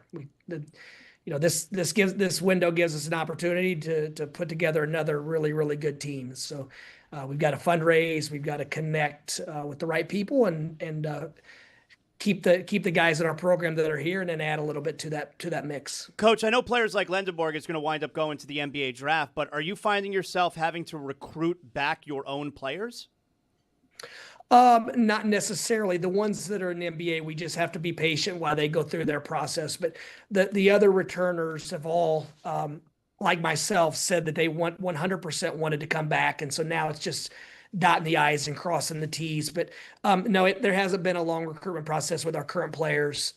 They've been committed to doing it the way we did it last year, and so we have great competition and some young guys coming in. So, but no, we haven't spent much time re-recruiting our old guys. And to be honest, if they want something else, then we'll have a conversation. But it's not like we're going to try to convince them or trick them to come back. We're going to paint a very clear picture of what this looks like, but it's tough now because the tension and every time you get one player, everyone on your roster feels like that might affect them. And so if you have more than one guy on your roster, then you're facing the scrutiny from everyone. Dusty, you've gotten right back to business in a way that frightens me. And so the thing that I would love to understand is where the joy in all of this was in terms of reaching your dreams and surpassing them, I would imagine, in some way. Like, I can't even imagine what your last 4 days are like, and the idea that you would have to immerse yourself right back into running the business of it makes it feel like it has less joy around it than it seems like it should from over here. Yeah, fortunately for me, that's kind of how I'm wired anyway. That moment on the stage is very touching, but the joy is every day in practice. It's how these guys interact with each other, the relationships they're building, the moments with our staff. And then the final prize is just kind of a culmination of all that. But I'll be honest, I was listening to a podcast on the way in this morning, and after the championship, one of our players, he literally was crying during the interview, and that's the closest I've came to breaking down in tears and really enjoying the moment. I didn't quite get there, but I was close. I think someone started honking at me on a red light, so it kept me from it. But So you almost had a human emotion, but you were able to push it down. And if someone had honked, it would have squirted out of you, but you were able to just push it down like a real man. Yeah. Yeah, no, it's going to happen. They're going to flow. I just don't know when or where, but I do know once we have our roster set for next year, then my again feelings, with the roster, then I'm okay, going to enjoy it. The reason Then the feet get kicked up. Yes, no, that's not going to happen. He's got to be a robot animal because he's competing against all the other robot animals, and there's no time to slow down. I have found you honest and charming, and so maybe you can settle discussion we've been having here more honestly and more informed the last couple of days. Michael Malone goes to North Carolina, and I'm saying to myself, perhaps ignorantly, what does he know about the skill set required the day he walks through the door? What he's been doing has nothing to do with the job he has today. And I don't think, he may get qualified at that job, but that's not the job he's been doing because it's a totally different job. Can you walk us through this thicket without disparaging Michael Malone? When I question this hire, because I'm like, his expertise might have been great, but it's not what Dusty May has to do. X's and O's is almost in some ways the least important part of what Dusty May has to do because he's got to run the entirety of a business. Yeah, Dan, I've tried to actually put we as a staff have put some time trying to think about like why we were able to do what we did, because we just put our head down, pour into these guys every single day. And what we've learned is that it's the connection throughout the program and the trust. And so I don't know Coach Malone, obviously being an NBA champion. I would assume that if he can develop trust in his organization with this team, they're going to acquire good players. Everyone at our level has really good players. Some have exceptional players, and this year we did as well. But if he can get everyone in that organization moving in the same direction and bought into the same goal and mission, and they trust him and he trusts them, then he'll be successful. So when people ask me, is this a good hire? There have been several times a guy was hired and I said, man, that's a great hire. And then that guy flopped. And then there have been other times where I said, man, I don't know how that's going to work. And the guy is one of the best coaches in our game. So it's tough to predict. It's a crapshoot, but I would have to spend time with him as a human to guess if it's going to be successful or ultra successful there for him. Coach, since you won on Monday night, can you tell us about some interactions you've had with some of the former great players at Michigan, like specifically the Fab Five, who, of course, were in attendance? Yeah, I've been texting with those guys and communicating with them. And actually spoke with Jalen for a while yesterday. C-Webb, Jimmy, all of them. And obviously Juwan and I have developed a strong relationship, as he was the first call I made, actually the second call after taking the Michigan job, because I wanted background information on the players and things like that. So those guys have been unbelievable. We've got to do more to honor them. We're trying as a staff to get them even back and more connected. They're iconic. They're synonymous with Michigan basketball, and man, we have a lot of respect for those guys and admiration. So yeah, we've communicated with them regularly since we got the job. How old were you when the Fab Five were introduced to your life? Like what you were when you were watching the Fab Five play? How old were you? I take a stab, probably 14 or 15. And the only reason I know that is because one year in AAU basketball, our team in Bloomington, Indiana, modeled our uniforms after the Fab Fives. And we were under the Bloomington red umbrella, and we actually became Bloomington blue for a summer and had maize and blue uniforms with the capital B. And so that's the only reason I remember that. Dusty, you took a team full of transfers, a team full of strangers, won a championship by developing such chemistry. When you look back to the summer and that event you had at your house and the pizza truck, what role did that play in bringing the team together and close-knit? Pizza. I think it's just all of those things wrapped up into one. I don't think it was one moment. I don't think it was one event. I think it's just our guys really believed that their best interests are the most important thing that we do. I mean, and the winning is a byproduct of us pouring into them, helping them be their best, and teaching them what winning is and what being a great human being is. And the winning just kind of happened. And also, I think one important component is them seeing our staff as fathers, as husbands, as just normal people outside those lines. And then also just the players connecting with different guys on the team other than the roommates or other than the guys they lift weights with. So on a number of levels, we just try to do that as much as we possibly can because it's a process. We're all learning each other, but I do think trust was developed and earned in all those moments. Dusty, I love pizza parties. How do you decide how many pizzas you're going to get? Like, is it like 3 slices per guy? How are we handling Put it on this? the poll. Do you love a pizza party? Everybody loves No, it's a pizza truck, and he pulls up, and everyone he throws out several smart. The food garlic truck. bread, Yeah. and then you can order whatever kind Yeah. of pizza you want. Well, but Dusty, I appreciate Dusty's no bullshit, but he's also really gentle because he just told you, really, Greg, you think we're champions because I had a pizza party? Yes. Is that what? Like, It had to help. He just said there were many such events, and it wasn't the one pizza party. He was very delicate about how he did that with That was you. the fire starter, the pizza that was, party. It is. You're right. You're right. It was. You That's know what? it. I stand corrected. It was the fire Thank starter. You said the last time that you were on with us that you didn't expect it to happen this fast. I don't know what you would have. Take us back right before you're going on that run at FAU. The best of your dreams ends where? Like you're already beyond your expectations. Are you not? Dan, I played one class basketball in the state of Indiana at a small school, and we felt like if we won our sectional, then that was our pinnacle moment. And we never thought about winning the state championship. And I think a lot of the low and mid majors feel like if you make the NCAA tournament, you just accomplished a national championship or a Final Four.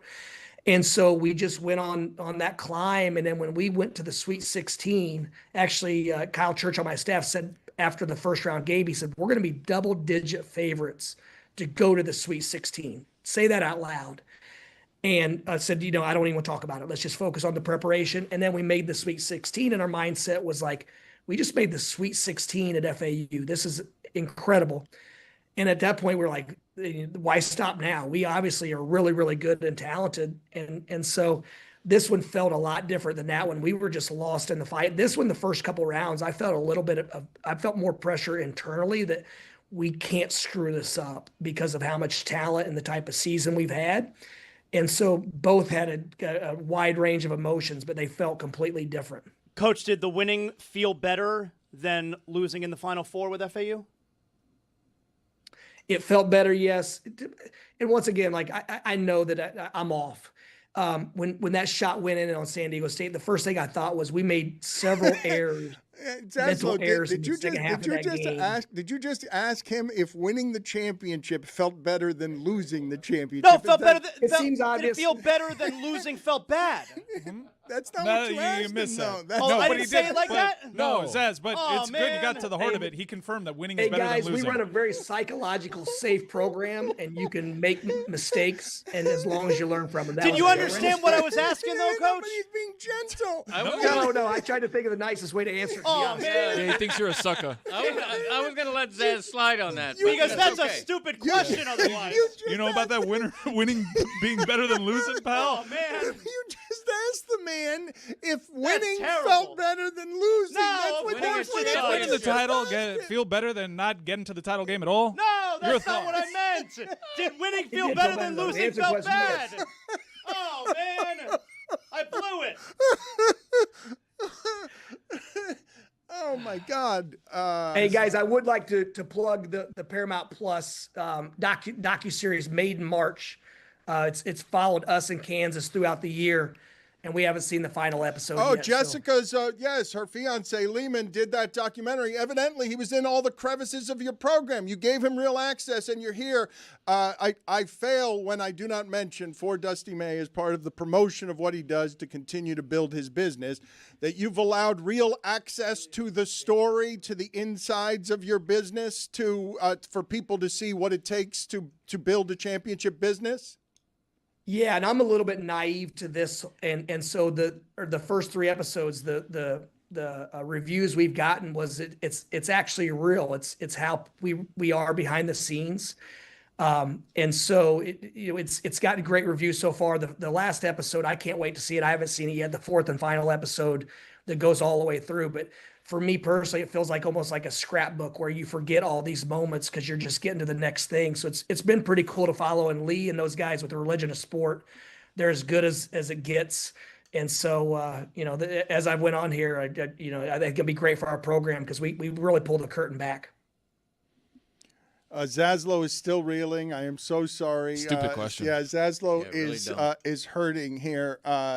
Dusty, I want you to settle something for us here. We've been talking about for a couple of days. If you buy an $18.50 beer at concessions, are you obligated to tip? I think you get guilted into it. Are you not a strong man of your own convictions? No, I do the tip. I go dollar. Dollar is my no tip. Okay, so that's as low as you'll go. So Dusty, but for handing you a can of beer that's overpriced at least 18 times overpriced, you also just feel guilted into an extra $1. That's the right ethical thing to be as a human being. I was actually, one of my many jobs growing up, Dan, was a server. And so I have a lot of empathy for those guys if they're making the $2 an hour like I used to, other than tips. Societal norms, Dano. Who is the best team you faced this year? UConn and Arizona both were exceptional. They're in their own way. And I hate to say Arizona because obviously we played really well. But going into that game, I thought we were looking at ourselves in the mirror. And then UConn, because of their style of play and toughness, they were as much of a challenge as anyone. They're just so physical. But you lost to Duke. You lost to Duke. It's one of the few times you did lose. You had the best regular season in the history of the conference. So yeah. So Duke is not in that conversation? I think there's 4 or 5 teams that were all about the same, and it just comes down to matchups, timing. Duke was one of those teams. We didn't play that well against Duke, but I think obviously Cam Boozer's exceptional and some of those other guys, but I thought Arizona was deeper. They were like us where they went 8 or 9 deep of real dudes all the way down. And then UConn, just with their winning pedigree and the experience they have with Caravan being a guy that's played the national championship game 3 times. They were tough to play against. Coach, I'm curious in basketball how you guys coach violence, because we all know playing in the stadiums, as that sport has for several decades now, you even went to the big house to try to handle the depth perception. Final Four, national championship games, they're usually pretty ugly. But inside, I haven't seen that much violence. It was impossible to get a bucket because several arms were in the air, hips were going against hips. How do you coach that? Long arms, big people. And is it something that you learn on the fly? Like, I knew this was going to be ugly, but that's Dan Hurley over there. How do we get legally ugly in this sport? Well, there are ways that we teach fouling without getting called for a foul, even with hand checking. A lot of coaches, especially in our league, are great at teaching what we call the hot stove, where you just stick them and then show your hands, and you almost see the officials start to blow the whistle. And then as soon as you show their hands, they don't really want to stop play. So there's a lot of little tricks and nuance that goes into it. But last year we didn't handle the physicality well enough, and we got beaten in the Sweet 16. And this year we went and got guys that looked like Merez Johnson and Yaxel Lindbergh and Aymara and threw those guys out there into the warfare. Yeah, that's how you do it. That's good. That's good evolution. Tony's trying out back here. Coach figured it out, though. He's got it right. Tony watched the game. You got a short elbow on him, Coach. Right? You hit him with. Hey, what happened? That's a real good answer. Yes, the hot. What is it called? The hot stove. Hot stove. You hit him with the hot stove. With the hot stove. MLB free agency. Dusty, thank you. Actually, the Heat made this one famous: punching guys with your chest. Punch these guys with your chest as you show your hands. Yeah, yeah, that's what they did. What do we have here? Thank you, Dusty. I appreciate the time. Thank you for being on with us, and congratulations. Thank you, guys. I appreciate it. I'm really sorry, Coach. I can't believe this. I can't wait to get back to it. Dusty can stay here if he wants to relive it with us. An unbelievably bad question from Zaslow, an all-timer. I came into today's show asking what has been the best sound from the week. It's just Thursday. And we have some all-timers this week, but are we going to do better than this? Coach, did the winning feel better than losing in the Final Four with FAU? We looked at each other. We're like, man, that was a stupid question. Stupid question. You are a stupid man asking that. Sucker in front of the coach. A stupid man asked this question. Coach, did the winning feel better than losing in the Final Four with FAU? I almost jumped in and answered for Dusty May. Yes, it did. That's not a good question. Well, Zaz, since we're already here, I might as well let everyone know. I don't think he'll dispute it because he tends to sink into his mistakes. He called for the ball. I wanted to go, and he's like, "No, I got something good. I got whatever you got. I got So something." you had him his ass in the post with a hand up, saying, "Give me the ball." Am I misrepresenting Zaz? Zaz was saying I had the ball. I had the ball in the post, and I know what I want to ask. And Zaz is like, "No, Dan, give me the ball. I deserve the ball." Am I misrepresenting anything here? Yeah, I thought I had a good question with different words. You know, you took me off the hook, right? Did he? Yeah, oh, for sure. Did he? All right. Well, we have to do that. Luke Thomas or then. Dusty May? All Come right, on, what are we all doing? right. Let's ask. We'll do it with David Sampson next. Get all the sounds together, and we'll let him judge which is the worst or the best of these.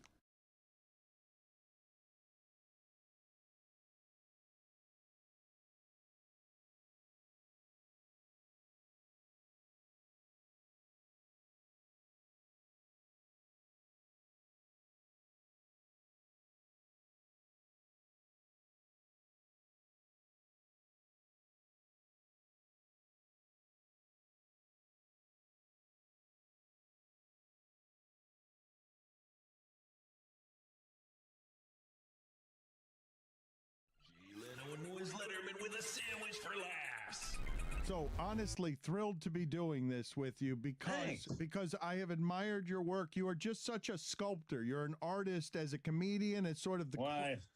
Thank you. Well, the craft of it. It's such a hard way to make a living, Jay. I don't even understand how you make a living that way. I really don't. You have to be demented to choose, you know what? I'm going to laugh my way to the top. I'm going to take the expectation of funny, and that's how I'm going to get rich. Get out of here. It's crazy. It seems sort of second nature to me. You know, I think it's one of those things.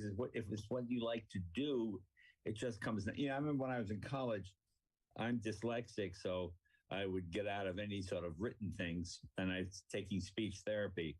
And I remember the professor said, "Now at the end of the class, each student will have to give a 20-minute talk." And people went, 20 minutes? Oh my God, I get done. I thought, I'll do it right now. I'll talk for 20 minutes. Yeah, let's do this. You know, so it just struck me as funny. But you could be funny in an instant? You knew that this was something? No, not funny. I had to give a 20-minute talk. I mean, I didn't have a routine. I wasn't a comedian yet, but it just seemed natural. I mean, I always read that getting eaten by a shark and public speaking are the two things most people are afraid, you know, that kind of stuff. But not you, right? Like that, you didn't need attention, right? An audience just didn't scare you, right? Even though you were dyslexic, even though... No, it didn't scare me. It didn't scare. You know what's interesting? A lot of people don't realize, you remember the Smothers Brothers, right? Yes. Well, Tommy Smothers was dyslexic, and they were folk singers, but Tommy would get the songs wrong. Michael, boat the row ashore. No, it's row the what? And they made it part of their act. And that's kind of how they became a sort of funny comedy singing team, you know? How do you watch stand-up comics? Because I imagine you are watching not just to laugh, but to see where the comic's insecure, where the comic looks off stage or looks at his feet. I imagine... No, not really. I watch it just to enjoy it. You know, I like comedy. I enjoy watching comedians. You have to be careful when you're a comedian because someone does a joke and then you realize you never want to be on stage and that subject comes up and your mind immediately goes to that person. So you have to be careful not to try and take somebody else's material. You know, that's sort of the biggest trick. A lot of times you don't want to watch comedians do routine on a particular subject because if you're developing something along the same line, oh, now you can't do yours because it's too close to theirs or whatever it might be. But no, I watch it. You know, it's like I like to make love, but I don't want to be a gynecologist. You know what I mean? So I enjoy it just being, you know, just being around it and being with comics. It's always fun. You came up through the pipeline of where stand-up comedy was born, right? Like, I mean, you're almost at the roots, Jay. I mean, I don't know if it's Pryor and Carlin, but.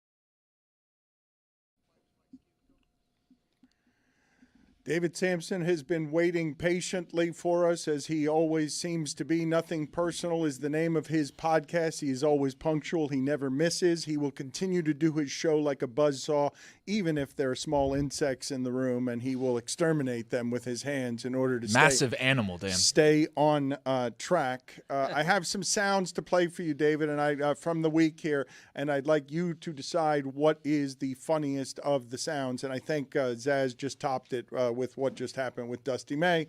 But give me your first nominee, Chris Cody. What kind of context does this sound require? None. Just Tony being an idiot. Crazy 3-time belt champion.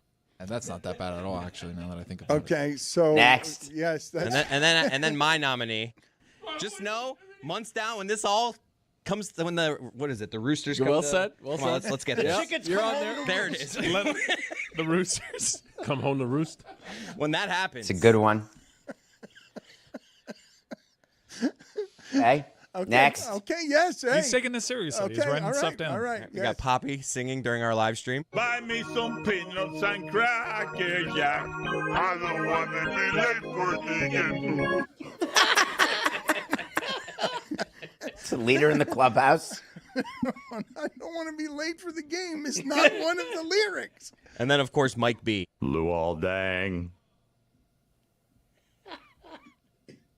That's not funny. Okay. It's haunting. It's a classic, though. Goosebumps every time. That is haunting. So what is the winner according to David? We also, though, have a late arriving nominee here because Jonathan Zaslow, we just had Dusty May on. He just won the championship of college basketball, and this is what Zaz asked him. Coach, did the winning feel better than losing in the Final Four with FAU? What a great question. Wait a minute. Zaz, that is amazing because I assume what you were saying is the expectation was not there to get to the Final Four, and what an unbelievable journey just to get there. So does losing in the Final Four, you're still so happy. No. And when you win a championship with a team that already was supposed to win, you know, that may not be as happy. It's not at all what I was trying to say. It's a great question. I mean, thanks for trying to snuff it out, but that's not at all what I was trying to Zaz, ask. what happened? I need to understand. Take me through, please, a deconstruction of what happened. You waved me off. You I knew I had a good one. He waved me off, and you asked him this. Coach, did the winning feel better than losing in the Final Four with FAU? I get it. Do you?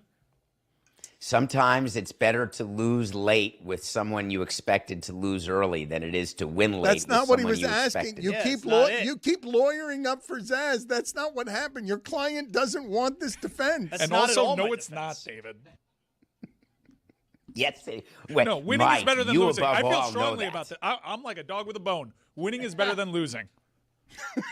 How do you feel about losing in the championship game with the Hurricanes? Awful. Would you rather One of the not worst made days the of my life. I would have So you preferred would to have won it. No. Would you have preferred Notre Dame to be in there instead of you? No. But I prefer I'm winning saying. it. It's not the question, Mike. No, Obviously, no, you that's prefer to exactly win. the question. No. It was exactly the question. question.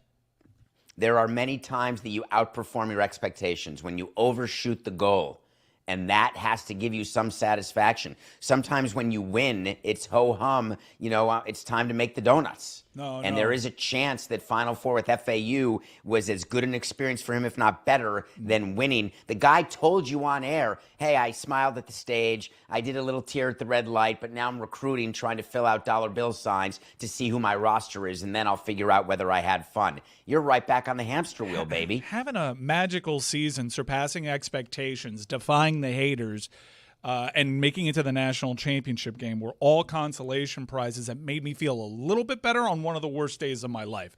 There hasn't been a single championship where I've been like, well, this sucks. Because let me tell you something, that sucked losing to Indiana. Woof! I am forever changed with how much that sucked. Was the Dusty May question better than this question? The Packers win or the Bears lose? I can't believe we're getting into a debate as to a running whether theme. or not That's just a stumble. winning is Well, the best better than losing. the best part of it, though, Mike, is that Sampson continues to lawyer up on behalf of a defense that Zaz does not want. Zaz He already pled guilty. Zaz it's did- better losing. Zaz did not have any of that nuance, and I'd like to deconstruct for a moment what happened here because, again, I have the ball. I'm dribbling. Zaz's role in the show, he's a radio professional. He's very good at this, is I get in the driverless car and we're going to drive and I do hijinks. That's what I do. That's my role. What he was trying to say, I think, was what felt better, making it to the Final Four with FAU or winning the championship. I know That's not even what he's trying to say. All right, No. so play it again, and we will get the deconstruction. What are you trying to say? I'm I trying think to I see know if what there's he's a trying to good say. He question can here. speak for himself, even though he can't speak for himself, and he can't be trusted to speak for himself because sometimes when he does, this happens. Coach, did the winning feel better than losing in the Final Four with FAU? Zaz, I think I know what you were trying to say. What you were trying to say was like the high of the win was better than the low of the loss. Yeah.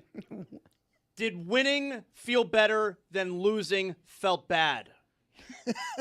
That's what I was trying to ask. Yeah, but of course. No, not of course. I A lot didn't of know. It times the wasn't very losing, clear. a lot of times the losing feels worse than the winning feels good. That's a good question. Okay, like Zaz, that's I'm a going to help question. you here, No, Zaz. That's a yes. What you feel, what is a stronger emotion, the pain of losing or the joys of winning? No, there's a good question in there somewhere. Yeah, That's I not did what a happened. poor job conveying that. I'm concerned that Zaz has lost a step. David, before we get back to you, I have to get to this because this happened, and Zaslow, like, I'm not going to say he didn't whimper it during the break, okay? But we're all, this is a loving Dan, environment. that's another Greg Cody first down. It is a Greg Cody first down. I agree. But you guys will be amused by Greg left the room for a second. And Zaz and their rivals and nemesis, and Greg can look it down his nose at the journalist that Zaslow isn't. But immediately after, what I'm going to say is perhaps the worst career of Zaslow's, worst mistake of Zaslow's 20-year career The champion on air. coach. What I saw next to me was Greg Cody in the middle of that immediately point at Zaz and burst out laughing the way your worst enemies would at the time of your greatest failure. Points and laughs. Pointed and laughed and then left the room for Zaz to stew in the worst mistake of his career when Zaz doesn't want to be an idiot in front of the championship coach. My two interactions with Dusty May, I'm in a Waymo, and I'm asking a question nobody understands. Greg Cody's pointing and laughing at me. Don't take it personally. Zaz, he forgot about it already. No, You're but okay. but a colleague, Sampson, you have no shortage of experience with people in the workplace not liking you, rooting for your rooting for your failure. No, rooting for your failure. Do I have that wrong? Make no mistake. Everybody's rooting for everyone's failure in every atmosphere. Okay, that's not. Wow, that's harsh. That's not. That might it be true when either. I'm karate chopping Chris's neck and when he messes look, up. What a sentence. Forgive me, because Chris Cody I made a mistake there. Chris Cody just pointed out, in his previous incarnation, I think David Daly was running into people who did not like him for whatever the reasons are at work. Do I have that wrong? I think you'd have to speak to people who worked for me. I think that, in fact, we had a good front office. I think we had a ton of people. I think you're talking about people who didn't know me. Now, that continues to happen, except much less now because people just love you so much. And the glow of Le Batard and nothing personal in the show that you've stood up, people somehow want to talk about that more than the old stuff. That's sarcasm.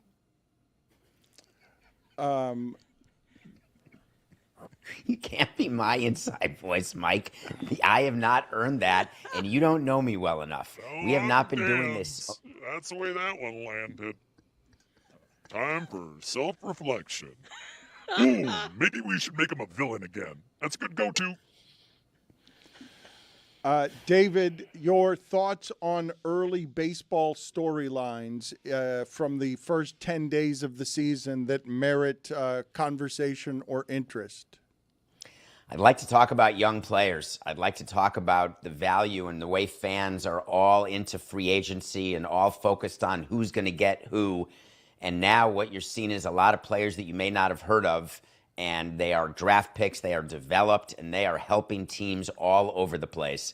And it is a young man's game, and we've said that many times in the NBA and with the NFL and in baseball. There are waves of really good young players, and it's easy early to say there is a new wave that's even better than any of the old waves.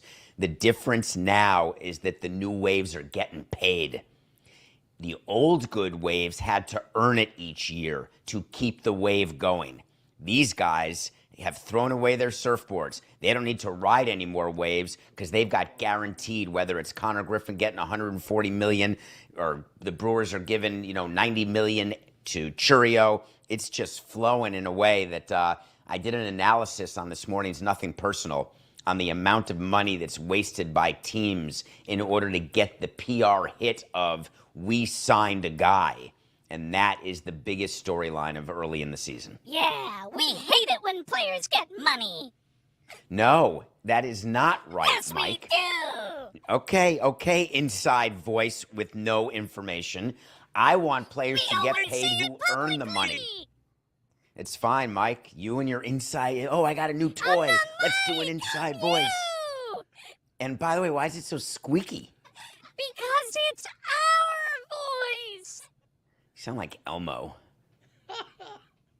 What does your inner monologue have wrong here, David? I love paying people for performance. That's it. I don't like throwing away money that is not for performance. And what the Pirates did is they assumed that Connor Griffin will be at top of the R class. Of course, but and David, he may not be. Chops our ass. Did you say chaps my ass? Yes, he said it chaps my ass. Nothing chaps. No, but I don't use that expression. yeah, I'm a New York Jew. Okay. Oh, that's the thing I forgot that happened from our watch party that didn't replay. He better be careful. Chris Cody. I knew we'd forgotten something funny that happened at the watch party, and it was Chris Cody's accidental introduction of David Sampson. It was so good.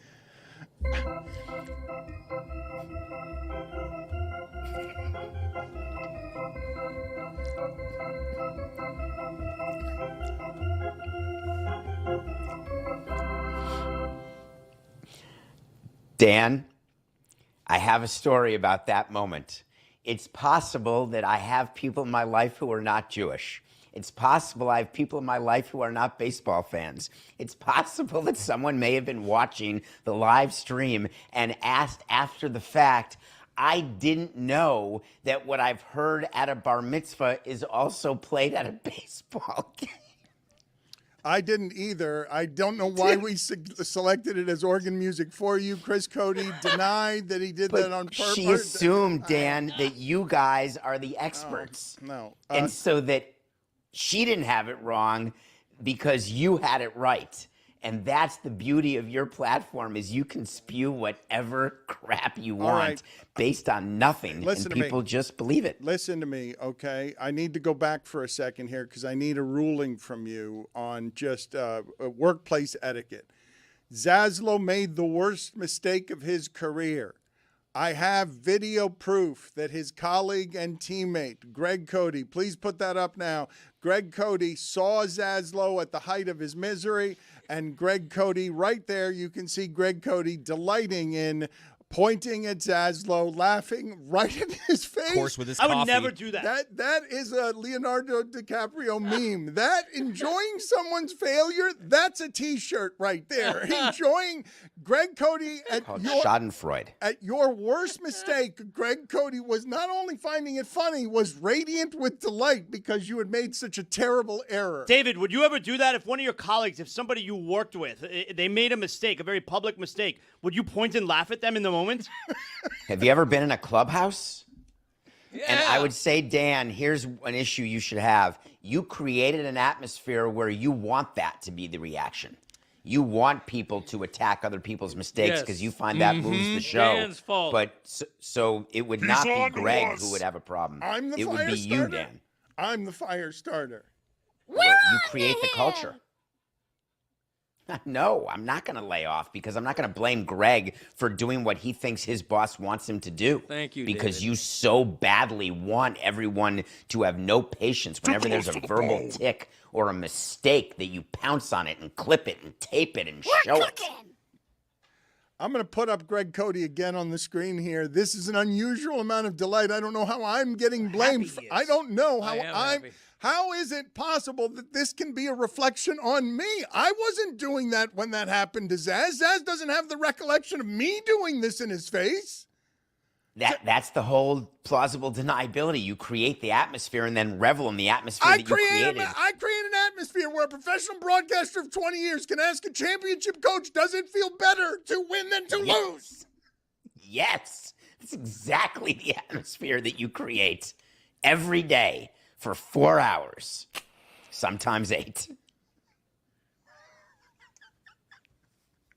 Is it the worst mistake of your professional career? I mean, one time on the Miami Heat broadcast, I did my intro, and I was, tonight Heat 7:30, bad news for, and right there I forgot who they were playing. God, like a long pause. And so it was just a long pause. Can I text Tobin? Someone has this audio. I mean, I'll break out into a cold sweat if you were able to get that How'd audio you find and play it? Were you looking for papers? Were you ruffling? Did you not look up at the scoreboard? Well, the problem was because in my script, I forgot to change the name at the heading, so I knew it was the team from last game. It's like, holy shit, that's not who we're playing tonight.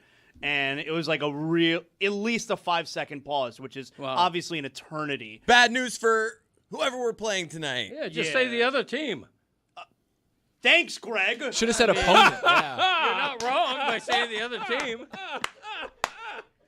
That's a professional. Thank you, David. He gets me.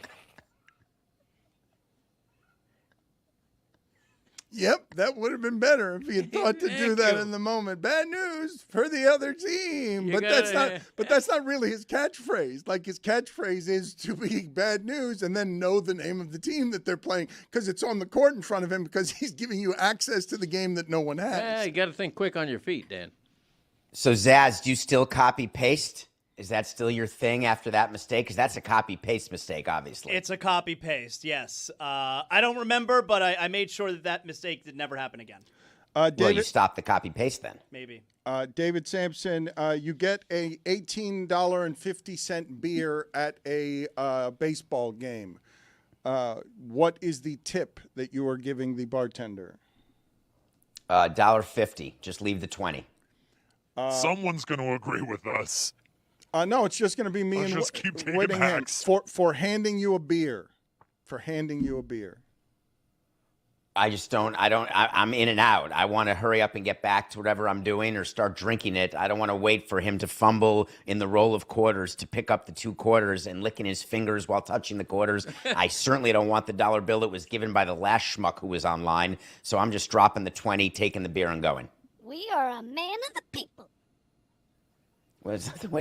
Yes, I'm trying to support servers, Mike.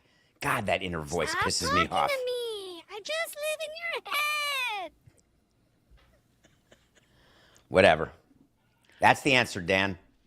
That's a good show. I'm just telling the both of you right now, David and his inner monologue, you arguing with Mike, arguing on behalf of bosses and billionaires as he argues on behalf of labor as your inner voice. It's a good show. You think I'd back up the labor? I'm way worse than what David says. You don't even want to know what's going on up in here. I do, though, so badly. The business demon that sounds like David's inner monologue that makes the evil I machine. sold half our brain to private equity. There is a Saudi sheik sitting right next to me.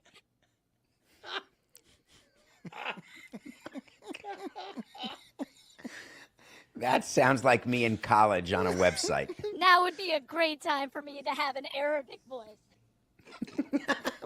No, it would not have been. It would not. I know, the headlines.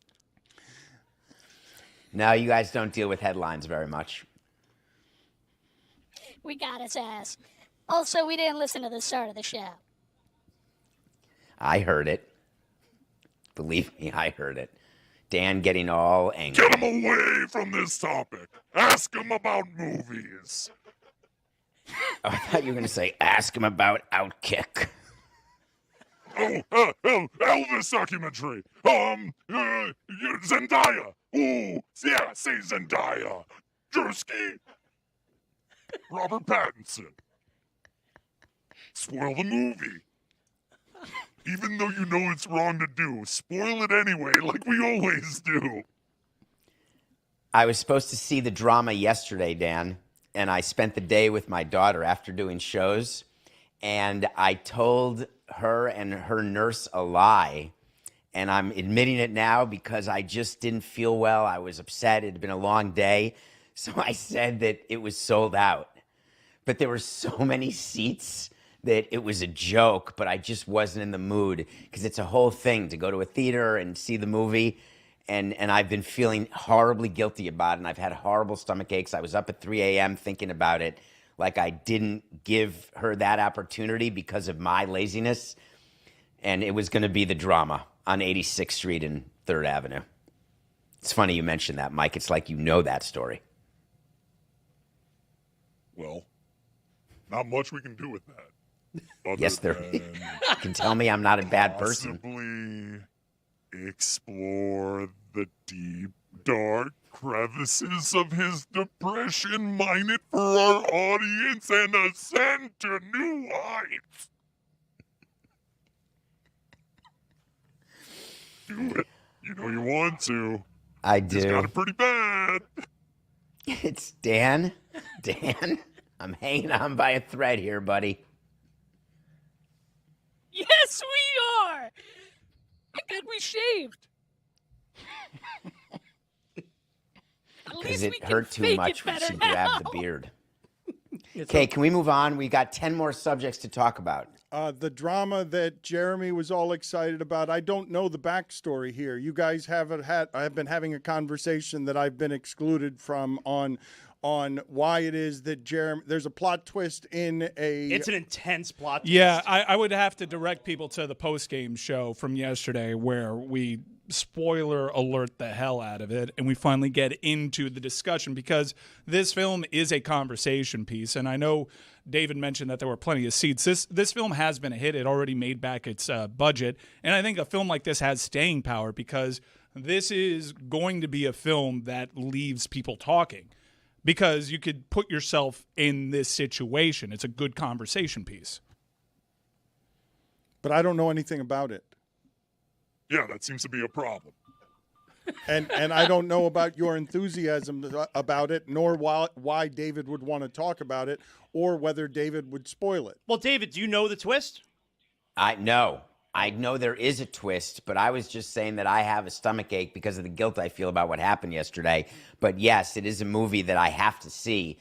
And someone tried to spoil it, and I did not allow it, so I haven't read anything about it. You would never guess the twist. It's pretty unimaginable. All right, so you were on with us during the live stream, and you were lamenting an assortment of analytics that have come to the game. This isn't even one of the major ones, but I want to play for you sound of Mad Dog. He is mad because the Marlins catchers are just taking the calls on what pitches to have pitched from the dugout, so they're not calling their own game, and this has infuriated Mad Dog. Where they let the pitching coach and the manager call every pitch. The catcher can never call it. Look at this. Every pitch, he's got to look over to see what the manager or the pitching coach wants to call for a starting pitcher. This is this weekend at Yankee Stadium. I mean, this is ridiculous. These are the Miami Marlins. They stink. They win 70 games. Every pitch, he's got to... How about let the catcher call the game? Let the catcher learn how to frame and figure out a ball game. Every pitch. And not only that, the Yankees walked 30 times. They had 30 base on balls. What is this music? music? The most in the history of the Yankees. He's angry, Dan. Why is this scored by the Dust Brothers? Thanks to the manager, McCullough, and his pitching coach who doesn't let the catcher call the game. 30 walks. Let the young kid learn how to catch. Let him learn how to fake it, screw up a batter's timing, framing it back. Nowhere to throw a 3-1 curveball. I mean, I couldn't believe. Could you imagine Gary Carter, Yogi Berra, some of the great UFC intro ass music. That sounds like Fight Club when they're making soap. Couple things. There are 3 teams who are doing that now, not just the Marlins. So I assume that you edited that part out, or he forgot to mention that. But there are 3 major You don't league teams. assume that. You're assuming that he doesn't know that. Say what you mean. I'm assuming that that was an anti-Miami, and I'm having PTSD over someone in the national screen doing something anti-Marlin when in fact it's not just the Marlins. And he didn't know what he's talking about. It's not the pitching coach or the manager. It's the assistant pitching coach who gives the signs. And on top of that, it's because of what the president of baseball operations wants. It has nothing to do with Clayton McCullough, the manager. So nothing about what he did was based in any accuracy. Now, we can debate the merits of whether or not we agree that what is happening today with live BP right out of the chute in spring training, with way more front office involvement with lineups and moves during the game, with calling the pitches from the dugout. We can debate whether that is good or bad for the development of a player, but what has been discovered is analytically, you will get a better result if you take pitch calling away from the catcher, and the study that's required to call a game away from the catcher and let him focus on receiving the ball and on hitting the ball. That's just analytics. I happen to like when catchers call a game, but I always blame pitchers when there's a mistake, not catchers or managers, because pitchers need ownership over what pitch they throw, and I don't like it when pitchers throw a pitch that gets hit for a home run and they say, listen, I didn't feel good about, the curveball there. Well, then don't throw it. These objections that you might have, it's only going to be more and more scientific and more analytic over the next 5 years, right? These are good advancements. The shaving of all inefficiencies so that you're almost making some of these incredible athletes into predictable machines. Like, we're going to keep doing that until we distort the entirety of it, right? Or until It's they're happening actually now. machines. Yeah, it's happening now. When we're monitoring their sleep, their intake, it's why I enjoy when players do steroids and say, I didn't know what I put in my body. I had no idea that was a problem. They know everything that goes in their body because it's part of a plan, literally like a meal-by-meal, day-by-day plan of what they do. And telling a player that he's not ready to play today and we're not going to start you because you rolled over more than usual last night and you did not get the sleep that you normally get. There are all sorts of, look at what the Marlins do now, and it's just analytics. They're not playing their left-handed hitters who won them a game last night against left-handed pitchers. I've got a great objection against that. But that is the future. You can't fight City Hall. There are no more human beings making decisions, and either you're used to it and ready to deal with it, or you're not. David, during our live stream a couple nights ago, we were on the air when McCullough came in and took Sandy out in the 9th inning after giving up the one hit, and then he walked De La Cruz, although it looked like he was pitching around him. What did you make of him taking Sandy out in that moment? And then Sandy after the game saying he'd like to be part of the decision-making process there. Well, your pitcher's never part of the decision-making process. That's number one. But number two, what Clayton did wrong is he went to the bullpen before he got to the mound. He raised his right hand as he was walking to the mound. What you're supposed to do is go to the mound and make it look like you're having a discussion, make the person feel like he's a part of the decision, and then after a discussion, then you put out your right hand and you call for the Come on, bullpen that's arm. funny, right? That's funny, right? We're going to agree. That's weird, right? We're going to agree that the manager coming out to take the Cy Young winner and doing it on one side of the foul line instead of the others because he doesn't know the right time to do it so that he could do Sandy the courtesy of, we're going to discuss this before I just choose it for you, right? Like, that is such a rookie mistake as to be laughable in terms of the management of people. I found it funny, and it caused Sandy to say after the game that he didn't like the decision. He respects it, but he wanted an opportunity to say why he wanted to stay in the game, and you're supposed to give your player that opportunity, which is why you teach the manager, the new managers, you don't put your right hand up when you're going out to get one of your stars. If it's some sort of 4A bullpen guy you don't care about, you can do it on the damn dugout steps, and I'm fine with it. But that's funny. As an unwritten rule, what just happened there, he just deconstructed that Sandy controversy. It's about respect. Well, but and it's respect that he deserves. He's better at what he does than anybody in the organization. Is it what they do? Exactly. That's exactly my view of that whole thing. Could have been avoided if Clayton had gone to the bullpen correctly. and, live and learn. He will do that better next time. But they discussed before the game whether or not Sandy, at what number of pitches against what part of the lineup, will be allowed to go in the 9th inning, and what happens if there's 2 runners on. And so all of that, again, it's decided. And that's how Clayton stood up and went so quick. But you don't tell Sandy that in advance. So ironically, the players themselves are not aware necessarily at all about all the decisions that are made pre-game. We would have traded Sandy 4 years ago. No, we would have signed him. We would have traded him at this deadline. No. You gotta say that again. It's funny.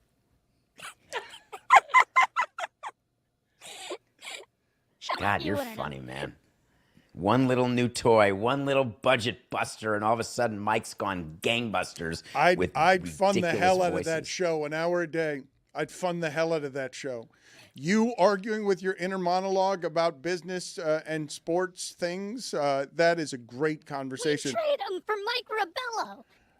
David, Oh, stop it. He was a total throw-in. I like Mike, but he was a total. We got 2 of the top 5 prospects in all of baseball. Just zip it. Neither it's worked enough out. of they neither worked out. Core Sorry. memories right here next to me. As much That's as why we you try don't to forget. sign them to long-term deals trade of before all they work time. out. You guys, it's unreal. It's unreal what you give oxygen to, and it's unreal what you don't. Did you notice Mike's shirt? That was one of those free T-shirts we gave away. I think that I would like Chris Cody to look in the public domain music and get me music as cool as Mad Dog Russo has for his opinions, because I will now entertain the opinion that Samson would wanting me to talk about whatever he said about Shitstain's organization. But I need the right music, and I need the help of Inner Monologue David and Inner Monologue Dan, so that anything that gets aggregated our way instead of anyone else's way. Because Samson's been wanting to talk about something here. Do you think I'm afraid of discussing something with you? Do you think that I have some fear about discussing some topic that Shitstain and his organization wrote about?